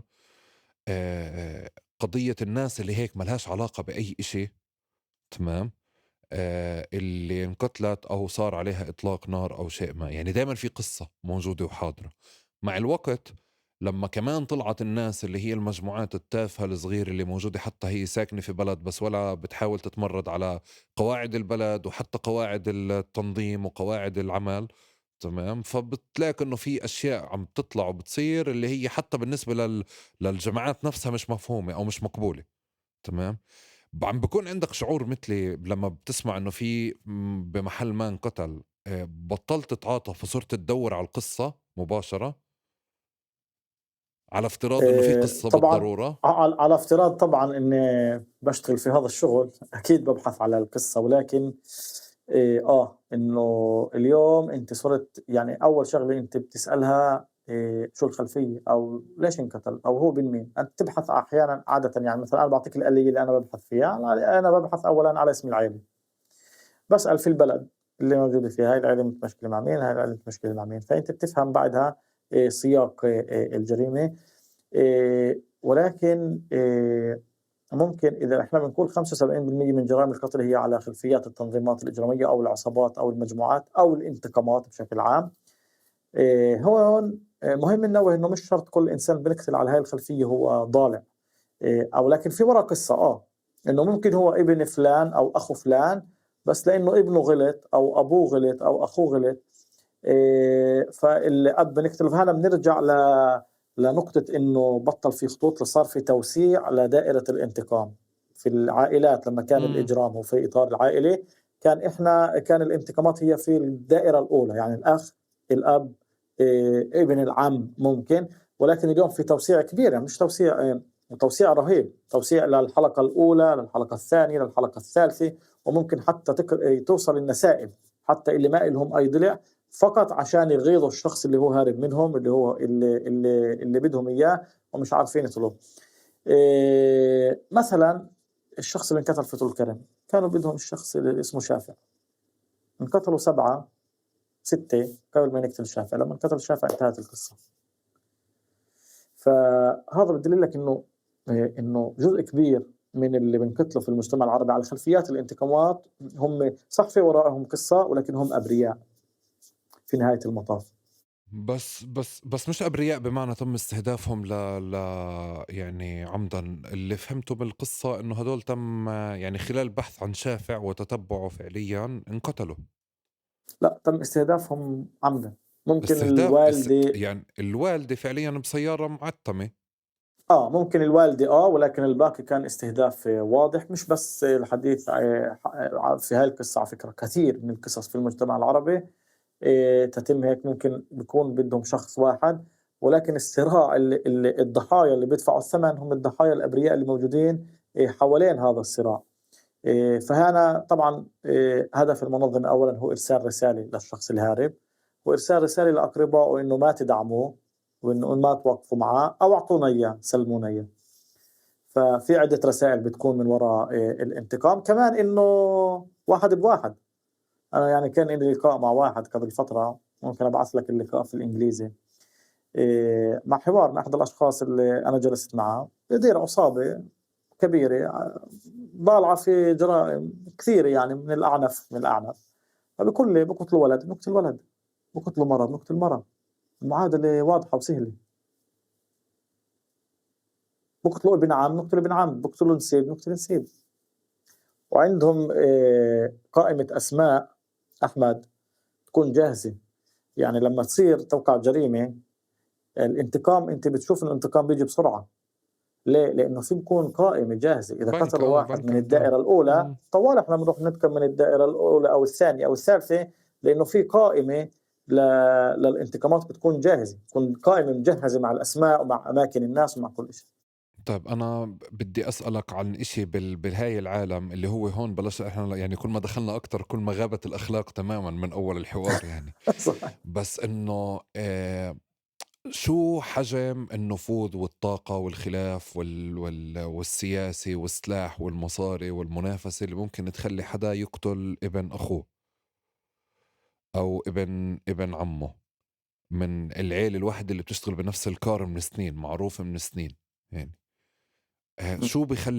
شو بوصّل الخلاف لهذا المستوى؟ وهون إحنا مش عارف إذا بتحكي على إيجو والّا بتحكي على منافسة والّا على business، بس يعني في بتوصل لمحل في انعدام كل شي كنا نحكي عنه من الأول.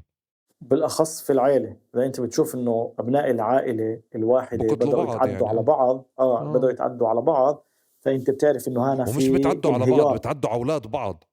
بتعدوا على يعني أولاد أنتِ بعض، بالضبط. تصفّي ابني يعني وإحنا ولاد بالضبط. عيلة واحدة، هون في إشي بدنا نفهمه، يعني مختلف هون. بالضبط. فأنت بتشوف إنه في جيل جديد بطّل بهمه الإطار العائلي، أو بطّل بهمه المنظومة العائلية هاي على قدر ما بهمه مصلحته الشخصية. فهنا بنرجع للتركيبة النفسية والتركيبة الاجتماعية اللي تأثّر منها هذا الشخص. اللي أنا مصلحتي أولًا تعود أيضًا ل ل ل للبنية للحياة الاجتماعية اللي بيعيشها وبفوت فيها المتغيّرات في المجتمع العربي. إنه اليوم أنا مصلحتي هي أهم. كمان هاي الأشخاص يعني فترة معينة لما فقدت كل القيم الاجتماعية والعائلية، هي بطلت تشعر أي تعاطف تجاه العائلة. يعني هي بالنسبة له اليوم العائلة ابنه، أمه، مرته، وأولاده وخواته. ولكن الإطار العائلي الكبير، سواء الاسم اللي هو كان حامله زمان، أو اللي كان السابق اللي قبله سيده أو أبوه كان يحمل الاسم اللي بهمه كل شخص ينتمي لهذا الاسم من العائلة، حتى لو هو مش موجود معهم في التنظيم. كان يهمه هذا الاسم، وكان ممكن يطلع معركة عشان الشخص اللي هو مش موجود أصلا في التنظيم، ولكن بس لأنه بيحمل اسم العائلة. اليوم لا، ما بتشوف هذا الإشي اليوم، لأنه في انهيار لهاي القيم. يعني في أحيانا إحنا ممكن في ناس يختلفوا معي أو معك حتى أحمد، إنه الإجرام كان في له قيم في نوعا ما، وكان في له خطوط حمر، وكان في عندهم أخلاق وإيتيك معين. ولكن اليوم لا، هو مش موجود. اليوم كل هاي الأمور انهارت. ما يعني في محلات معينة اليوم محافظ عليها، في ما تنظيمات انهارتش تماما على معينة. فكرة ضياء. ما ما انهارتش انهارش. تماما، صحيح. لا في لا. محلات معينة موجود، ولكن في تغييرات قاعدة بتصير. يعني احنا بنشوف انه في هاي التغييرات. لكل ما الاشي بيطلع من الاطار العائلي، كل ما بتبطل العائلة، بتصير انت حتى لو انك اخوي بتصير انت عدوي، بتصير انت مخالف اذا انت موجود في حلو حلو. في بس انا تعرف معين. وين لان بيبان؟ في صراعات اليوم موجودة، عائلات انقسمت طبعا وموجودة، وتدير وهو هون حرب. المرعب، هو هون المرعب. يعني عائلات صحيح. انقسمت من جوا، بعدين بلشنا نقتل بأولاد بعض، فانت هون كسرت كل إشي. بس تعرف وين الملفت؟ انه بتضل هاي الروابط يعني بترد مرة تانية. انه لما تشوف العائلات اللي انقسمت فعليا تعاطت مع كل حدا استعانوا فيه من برا، على انه مجرد تفصيل بخلص، يعني بنقتل بنحبس بروح، فبترجع العيلة مرة تانية بتلاقي تسوية. ودائما كنت بحكي صحيح. هذيك اليوم مع جماعة بقول لهم انه في اشي بكل قصة بتبعها، بكل طوشة بتبعها من الاول، انت بتكون عارف كيف بلشت، بس فجأة بتخلص من غير سبب، فيش اشي. صح. صح. بعدين بقولوا لي عادي، بتخلص القصة فعليا. حتى هم ما بكونوش فاهمين انه بالاخر خلص في اوردر اجا، انحلت القصة الفلانية، فلان وفلان وفلان اولاد عمكم او اولاد عمومتكم ولا اولاد كذا، وبتخلص القصة على هيك يعني. صحيح. فبترجع انت حتى بأسوأ الاحوال وأسوأ الاخلاق اللي احنا عايشين فيها، يعني أسوأ القيم، المرد العائلي هو اللي بفك الازمة، بفكش ايش تاني، فيش ايش تاني اليوم يعني. صح. صح. بالآخر يعني هم بيفهموا إنهم المحل اللي أجوا منه هم هو المحل اللي بيحميهم في نهاية المطاف، هو صح. المحل اللي بيوحدهم. ولكن يعني للأسف طبعا في تفاصيل جدا مرعبة بتصير في هذه التسويات. في ناس تسلم رؤوسها في هذه التسويات. في ناس يعني زي ما يقولوها تساق إلى المقصلة أو إلى حبل المشنقة، بس مشان تصير هاي التسوية. يعني في هذه طريقة التسوية في ناس راح تندعس، في كوابيت راح طبعا تطلع. طبعا. طب ضياء، طوال الوقت فعليا بال 48 الصراحة أنا كرهت كل حدا بحلل الجريمة. وزي ما قلت لك غششتك قبل على التلفون، باخدها من مكان كتير هيك النيو ليبرالي ولا ليبرالي، ولا باخدها من محل هويات يعني مش عارف هيك فرعية وكذا. وبتصير الاشي هيك زي كأنه احنا عايشين بديزني لاند، وكانت العائلات محبة لبعض، وفلسطين توحدنا، وال 48 كان حامل لواء تحرير فلسطين، وفجأة العائلات فشكرته. تمام. وبحس كمان في اشي تاني، طوال الوقت احنا اعتدنا او اعتادوا خاصة بال 48 انه تضلكم مش تقولوا الاحتلال الاحتلال الاحتلال، يعني هيك. في الوقت اللي انا باجي وبطلع على المشهد هذا ككل، انه في كمية قمع تراكمت على مدار السنين للفلسطينيين في ال 48، وبالضرورة هذا القمع فعليا بده يتفرغ، بولد عنف بده يتفرغ. اللي عم بشوفه على مدار السنين قاعد بتولد بهذا الشكل، ولكن سرعان ما انفتحت ثغرة بالسيستم اللي موجود، اللي احنا طوال الوقت عشان هيك كنت بسميها ثغرات يعني باللي انا بحكيه، بتلاقي فعليا انه الثغرة هذه تم استغلالها، او فعليا صارت كمان مساحة تفريغ اضافية لتفريغ هذا العنف. بس انا بقدرش اطلع اقرأ كل هذا الحوار خارج السياق الاستعماري دون تحميله فقط طبعا. المسؤولية. طبعا يعني قضية الجريمة في المجتمع العربي بشكل يومي، كل جريمة فيها سياق استعماري وفيها ملامح استعمارية احتلالية. لا تتجرد ولا تتجزأ، ولا يعني السياسي والجانب القومي والسياسي هو جزء لا يتجزأ من الجريمة الموجودة اليوم في المجتمع العربي. يعني في النقطة اللي أنت ذكرتها أحمد، إنه آه، أصلا بدايات الجريمة في المجتمع العربي كانت بداياتها أصلا أساسا هي بداياتها قومية وسياسية. وتركها في هذا المنفذ، وتركها في في هاي الفقاعة اللي موجودة في الجانب الجنائي، هي أساسها سياسية وقومية. لما أنت بتشوف إنه الشرطي، يعني الشرطي المفروض لما يجي على جريمة قتل، أي شرطي المفروض يجي على جريمة قتل لازم يكون يتعامل كأي شرطي موجود في العالم، أو كأي شرطي يتعامل في جريمة قتل مثله مثل الطبيب. مش مهم شو المصاب، أو مش مهم شو المتعالج، هو لازم يعالجه، ممنوع يطلع على هوية المتعالج. الشرطي لما يجي، أنت بتشوف لما يجي على المجتمع العربي هو بيجي على مكان معادي، هو بشعر أساسا أنه هو بيجي على مكان معادي بالنسبة له. القرية أو البلد ومسرح الجريمة اللي موجود في الطيبة أو في الفحم في الناصرة أو في الطيرة هو محل معادي، هو بيشوفه من الجانب الأمني لإله.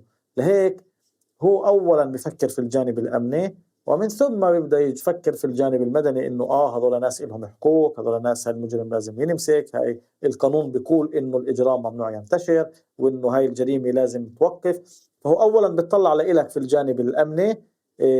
أولا طبعا هوية الضحية مهمة جدا، إذا كان يهودي مباشرة يتحول للأمني، حتى لو كان جنائي بعدها بيبدأوا يفحصوا إذا كان أمني ولا جنائي، ومن ثم يتم التعامل مع الجريمة. ولكن لما بيكون الجريمة التعامل معها في الجانب لما بيكون في عربي أساسا ما في حدا يعني. حتى التشخيص الجنائي بالفترة الأخيرة، فأنا بتبع لها يعني بتبع التفاصيل الصغيرة. حتى التشخيص الجنائي اللي هي مختبر التشخيص الجنائي اللي بتكون هاي السيارة اللي حاملة كل هاي الأدوات، بطلوا يجوا على كل الجرائم. يعني كانوا زمان على كل جريمة تلاقي فيه سيارة التشخيص الجنائي ووحدة التشخيص الجنائي موجودين، بيجمعوا أدلة ولابسين اللبسات وبيصوروا. اليوم بتلاقيهم مش من 50 جريمة بتلاقيهم في محل واحد. هلا الشرطة تدعي إنه ما عندها الموارد، إنه عندها نقص كبير. ولكن هي ممكن إنه في عندها نقص في الموارد. الشرطة كمان مثل ما ذكرنا جهاز الشرطة الإسرائيلي هو جهاز تعبان وجهاز هش، ولكن لأنه ما في إرادة، مش بس لأنه ما في إرادة، ومخترقة لأنه القتيل كمان، هو يعني عربي. كمان آه مخترقة كمان، مش لازم تحقق مخترق. كتير، يعني مخترقة صح مرشية مدفوعة. فأنت فعليا حتى صح اللي سوى العملية هو بيعرف إنه مش راح يحققه في قصته، يعني أو أبدا. وين بيقدر يسلم قطعة ولا قطعتين ولا يسلم واحد، وبكون كل إشي مرتب سيت اب كامل يعني.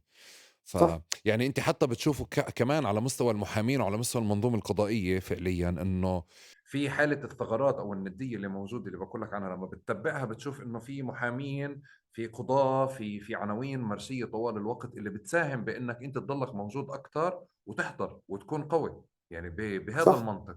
بس كل هذا المشهد لما يعني ضلينا، أو الناس اللي كانت تفكر بسياق استعماري أو بفكرة كمان بخلفيات قومية وسياسية، أظن 2021 كانت كف جامد مهم. لكل من حل العكس ذلك أو نفى هذا الإشي وكان بدور يعني بس لإصلاح الشرطة.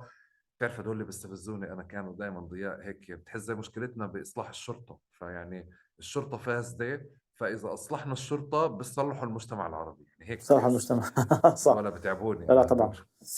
طبعا. طبعا يعني كانت كف زي ما قلت كانت كف مش بس للمخابرات الإسرائيلية أو للمنظومة الإسرائيلية ككل، كانت صفعة حتى للأشخاص اللي كانوا ينظروا على هاي الأشخاص اللي هم موجودين في عالم، سواء ضالعين في الجنائيات أو في غير الجنائيات.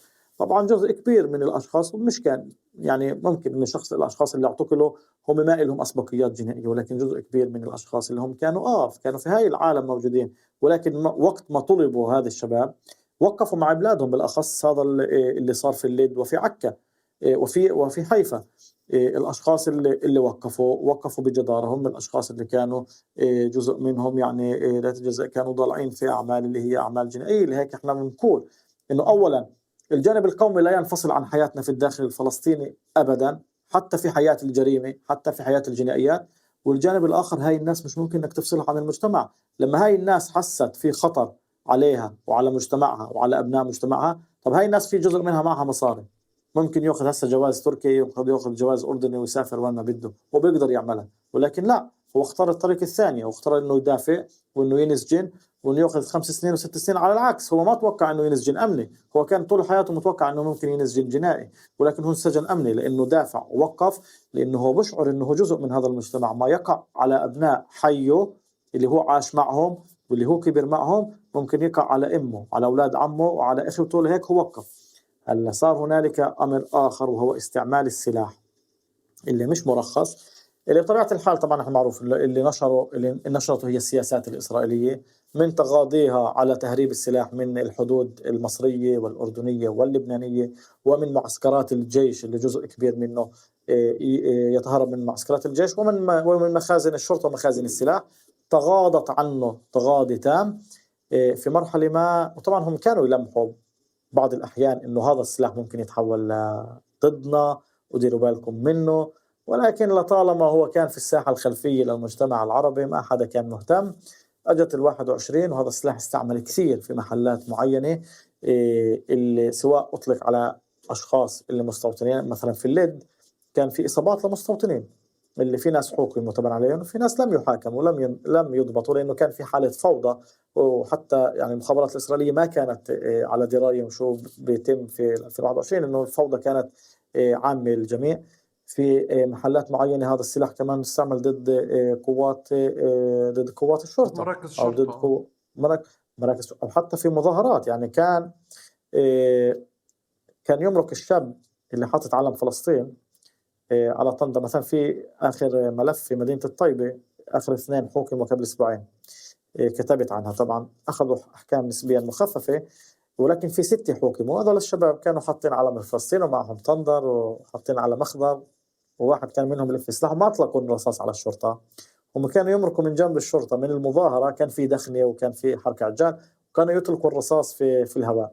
ولكن فكرة إنه أنت تحمل علم فلسطين، وإنك أنا بقول لك ممكن هاي الشباب بحياتها والعمرها رفعت العلم الفلسطيني، وممكن ما كانوا يعرفوا شو ألوان العلم الفلسطيني، ولكن لما كان في حاجة ولما شعروا إنه في حاجة شدتهم هاي الأحداث إلى الأحداث اللي صارت في الأقصى في الشيخ جراح، وما تلا الانفجار اللي صار في 2021 في الداخل، إلى أنهم يعودوا للعلم الفلسطيني، أنهم يرفعوه. ولكن كان المرعب عند الأجهزة الإسرائيلية، عند المنظومة الإسرائيلية، وفكرة أنك أنت ترفع العلم وأنك ترفع السلاح بنفس الوقت.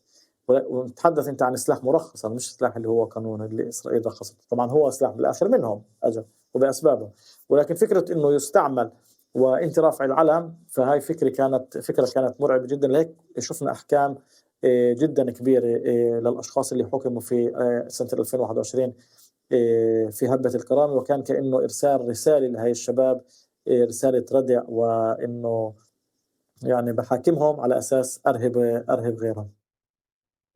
ما بعد 2021 احنا بالايام هذه فعليا انت خبرتني عن اكثر من حاله عن علاقه متبادله مع نور شمس، مع جنين، واعتقالات قاعده بتصير على هذه الخلفيه. ممكن تفهمني اياها بالضبط؟ طبعا السياق الجنائي كمان، هاي الأشخاص يعني مش كثير يعني بفكروا إنه لا، في علاقة وطيدة وعلاقة طردية بين الجنائي والقومي، وهاي كمان يعني يعترف فيه المخابرات الإسرائيلية. لهيك أنا بقول لك إنه، لهيك أنا ذكرت إنه دائما هم كانوا يحذروا من هذا السلاح. حتى سموتريتش قبل يومين يعني نشر تصريحات ضد بن كفير، انه وين انت عن السلاح الموجود في المجتمع العربي المنتشر اللي بقتلوا فيه بعض.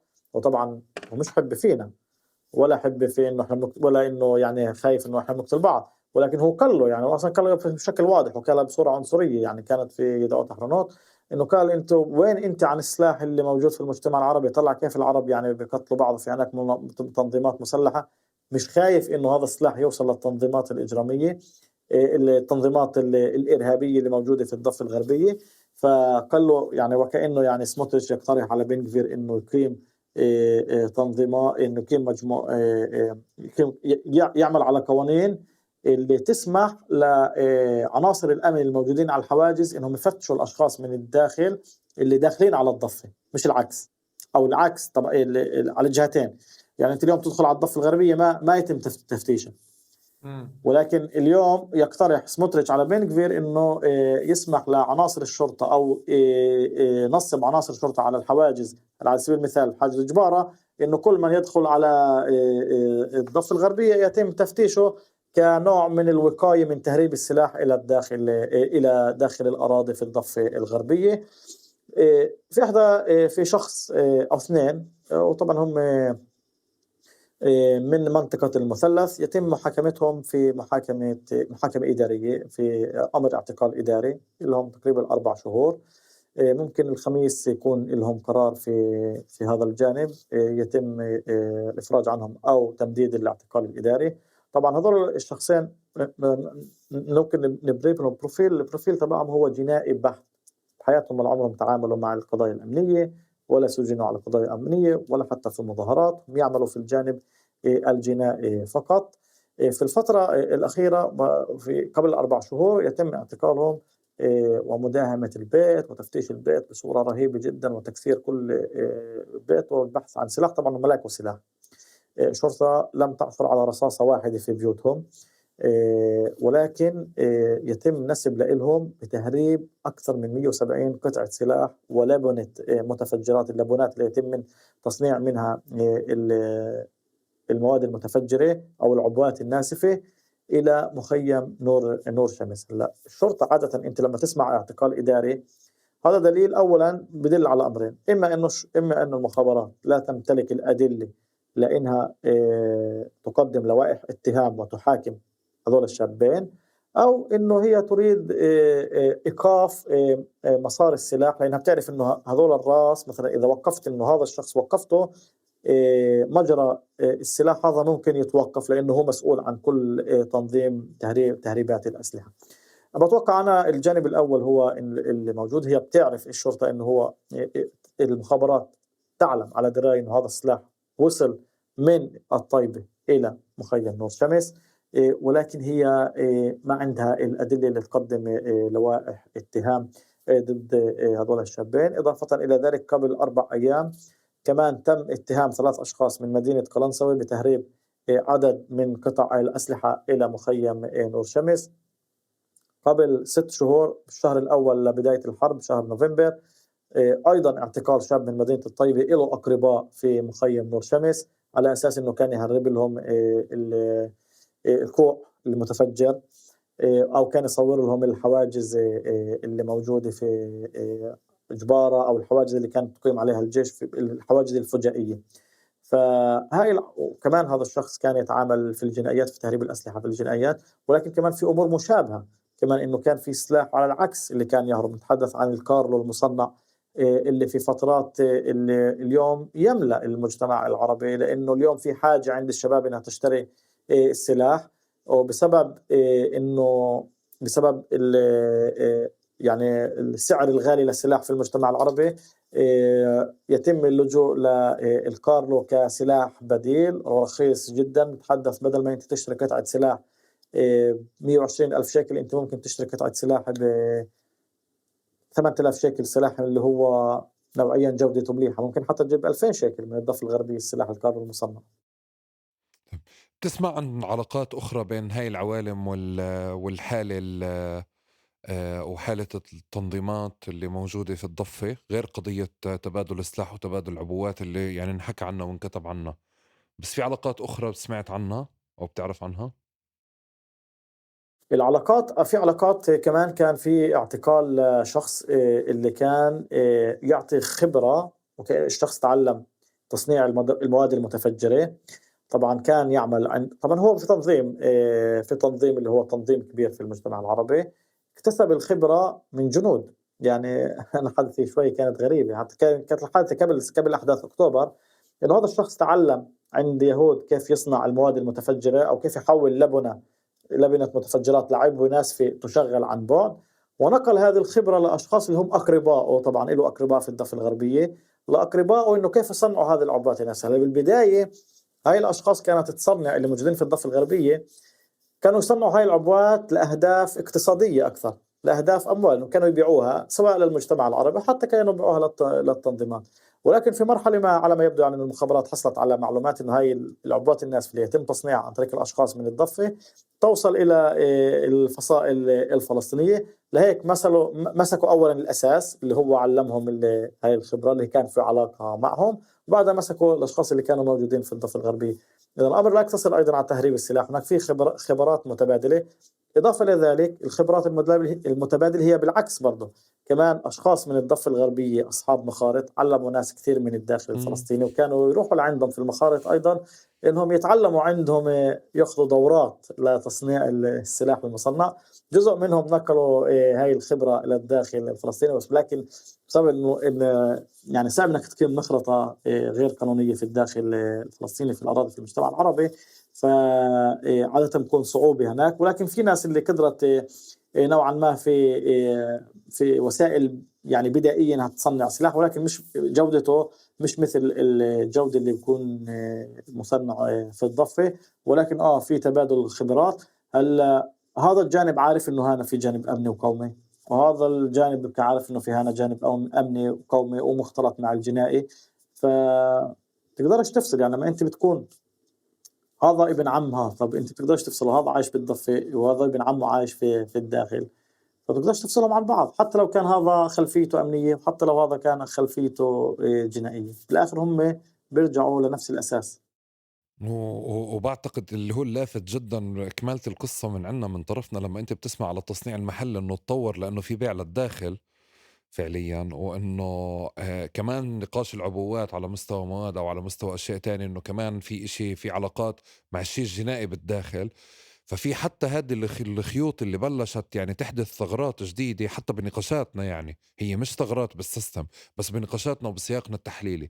بس آخر شغلة كانت تلفتني كتير ب ب بالتيك توك كمان بنفس السياق اللي بنحكي عنه، انه في حالة من تفضيل التمييز، بمعنى انه انت ضياء بتنسق مع الشباك، احنا بننسق مع جنين. فطوال الوقت فكرة انه نفي عن المجموعات او الافراد او الحسابات الوهمية هاي اللي تابعة لناس معروفة، انه احنا بننسقش مع الشباك واحنا بننسق مع جنين، او احنا اللي مرتبين مع نور شمس، تمام، او بيفتخروا بالنقاشات اللي انت بتحكي عنها بس يعتقل حدا طبعًا، فيهم وكذا. طبعًا، فبتحس انه في كمان رافعة تاني، اذا كان بمرحلة ما كان في نقاش الاقصى ولا كان في نقاش الحارة، طبعًا. في نقاش تاني وفي رابطة تانية يتم التعبير عنها مقابل فعليا شيء امني، يعني اشكر امني.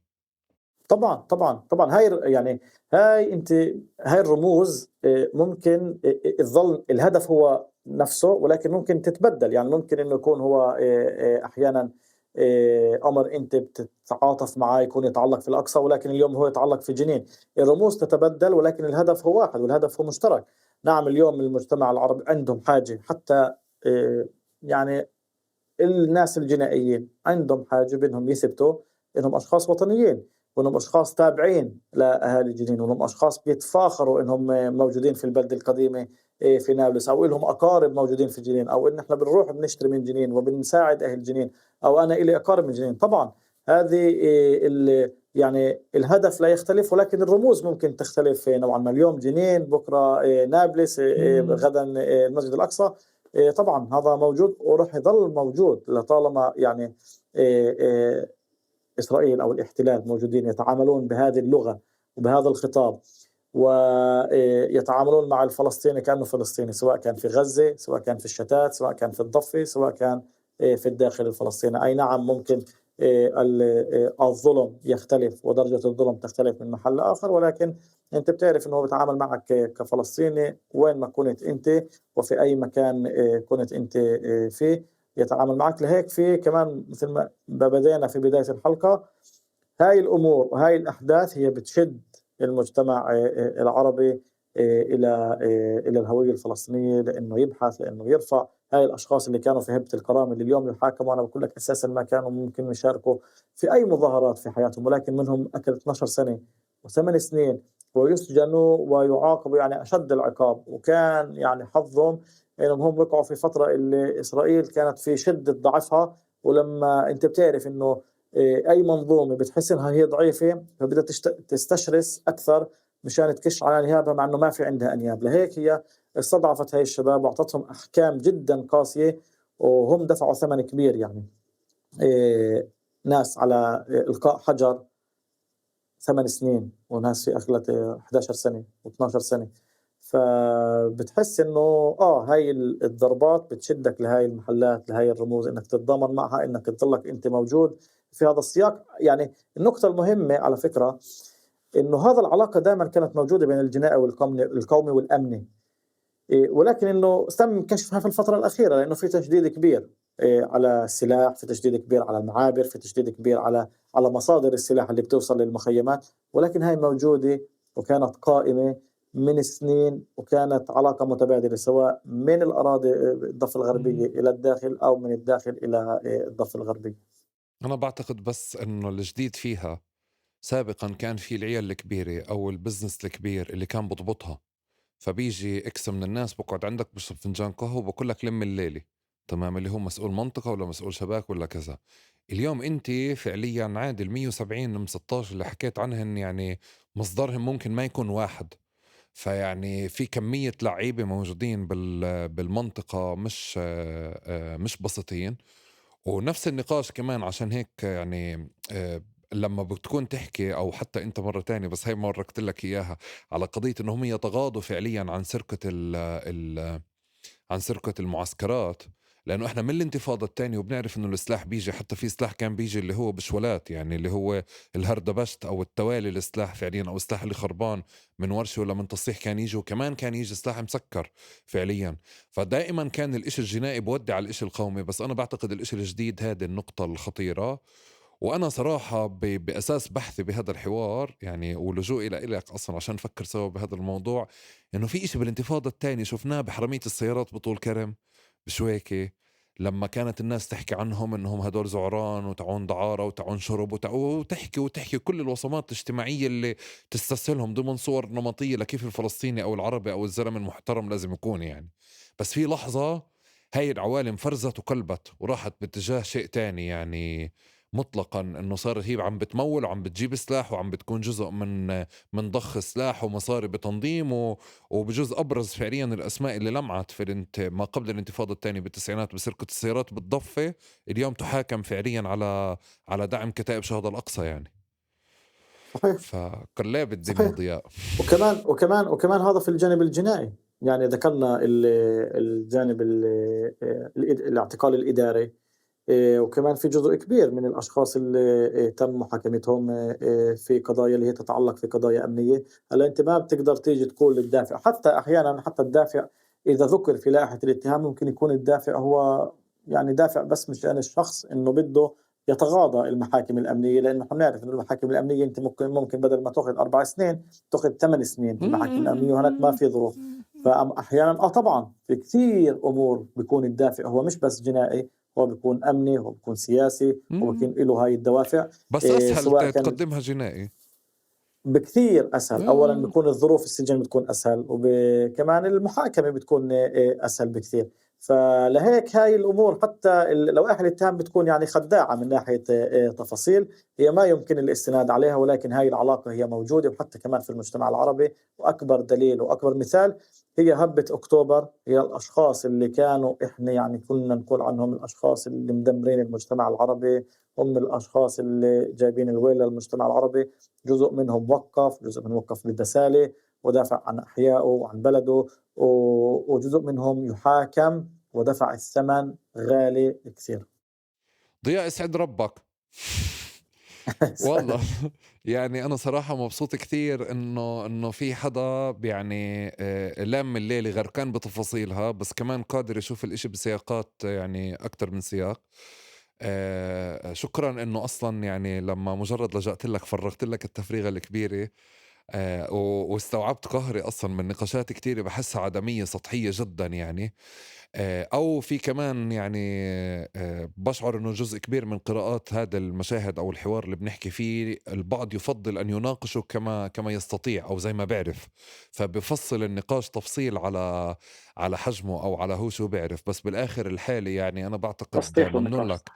ممنون لك على هذا الحوار يعني اللي متأكد رح يكون مرجعي وشي جديد في النقاش ظواهر العنف والجريمة في مناطق ال48 خارج سياق ال48 يعني ضمن سياق الاستعماري كمان.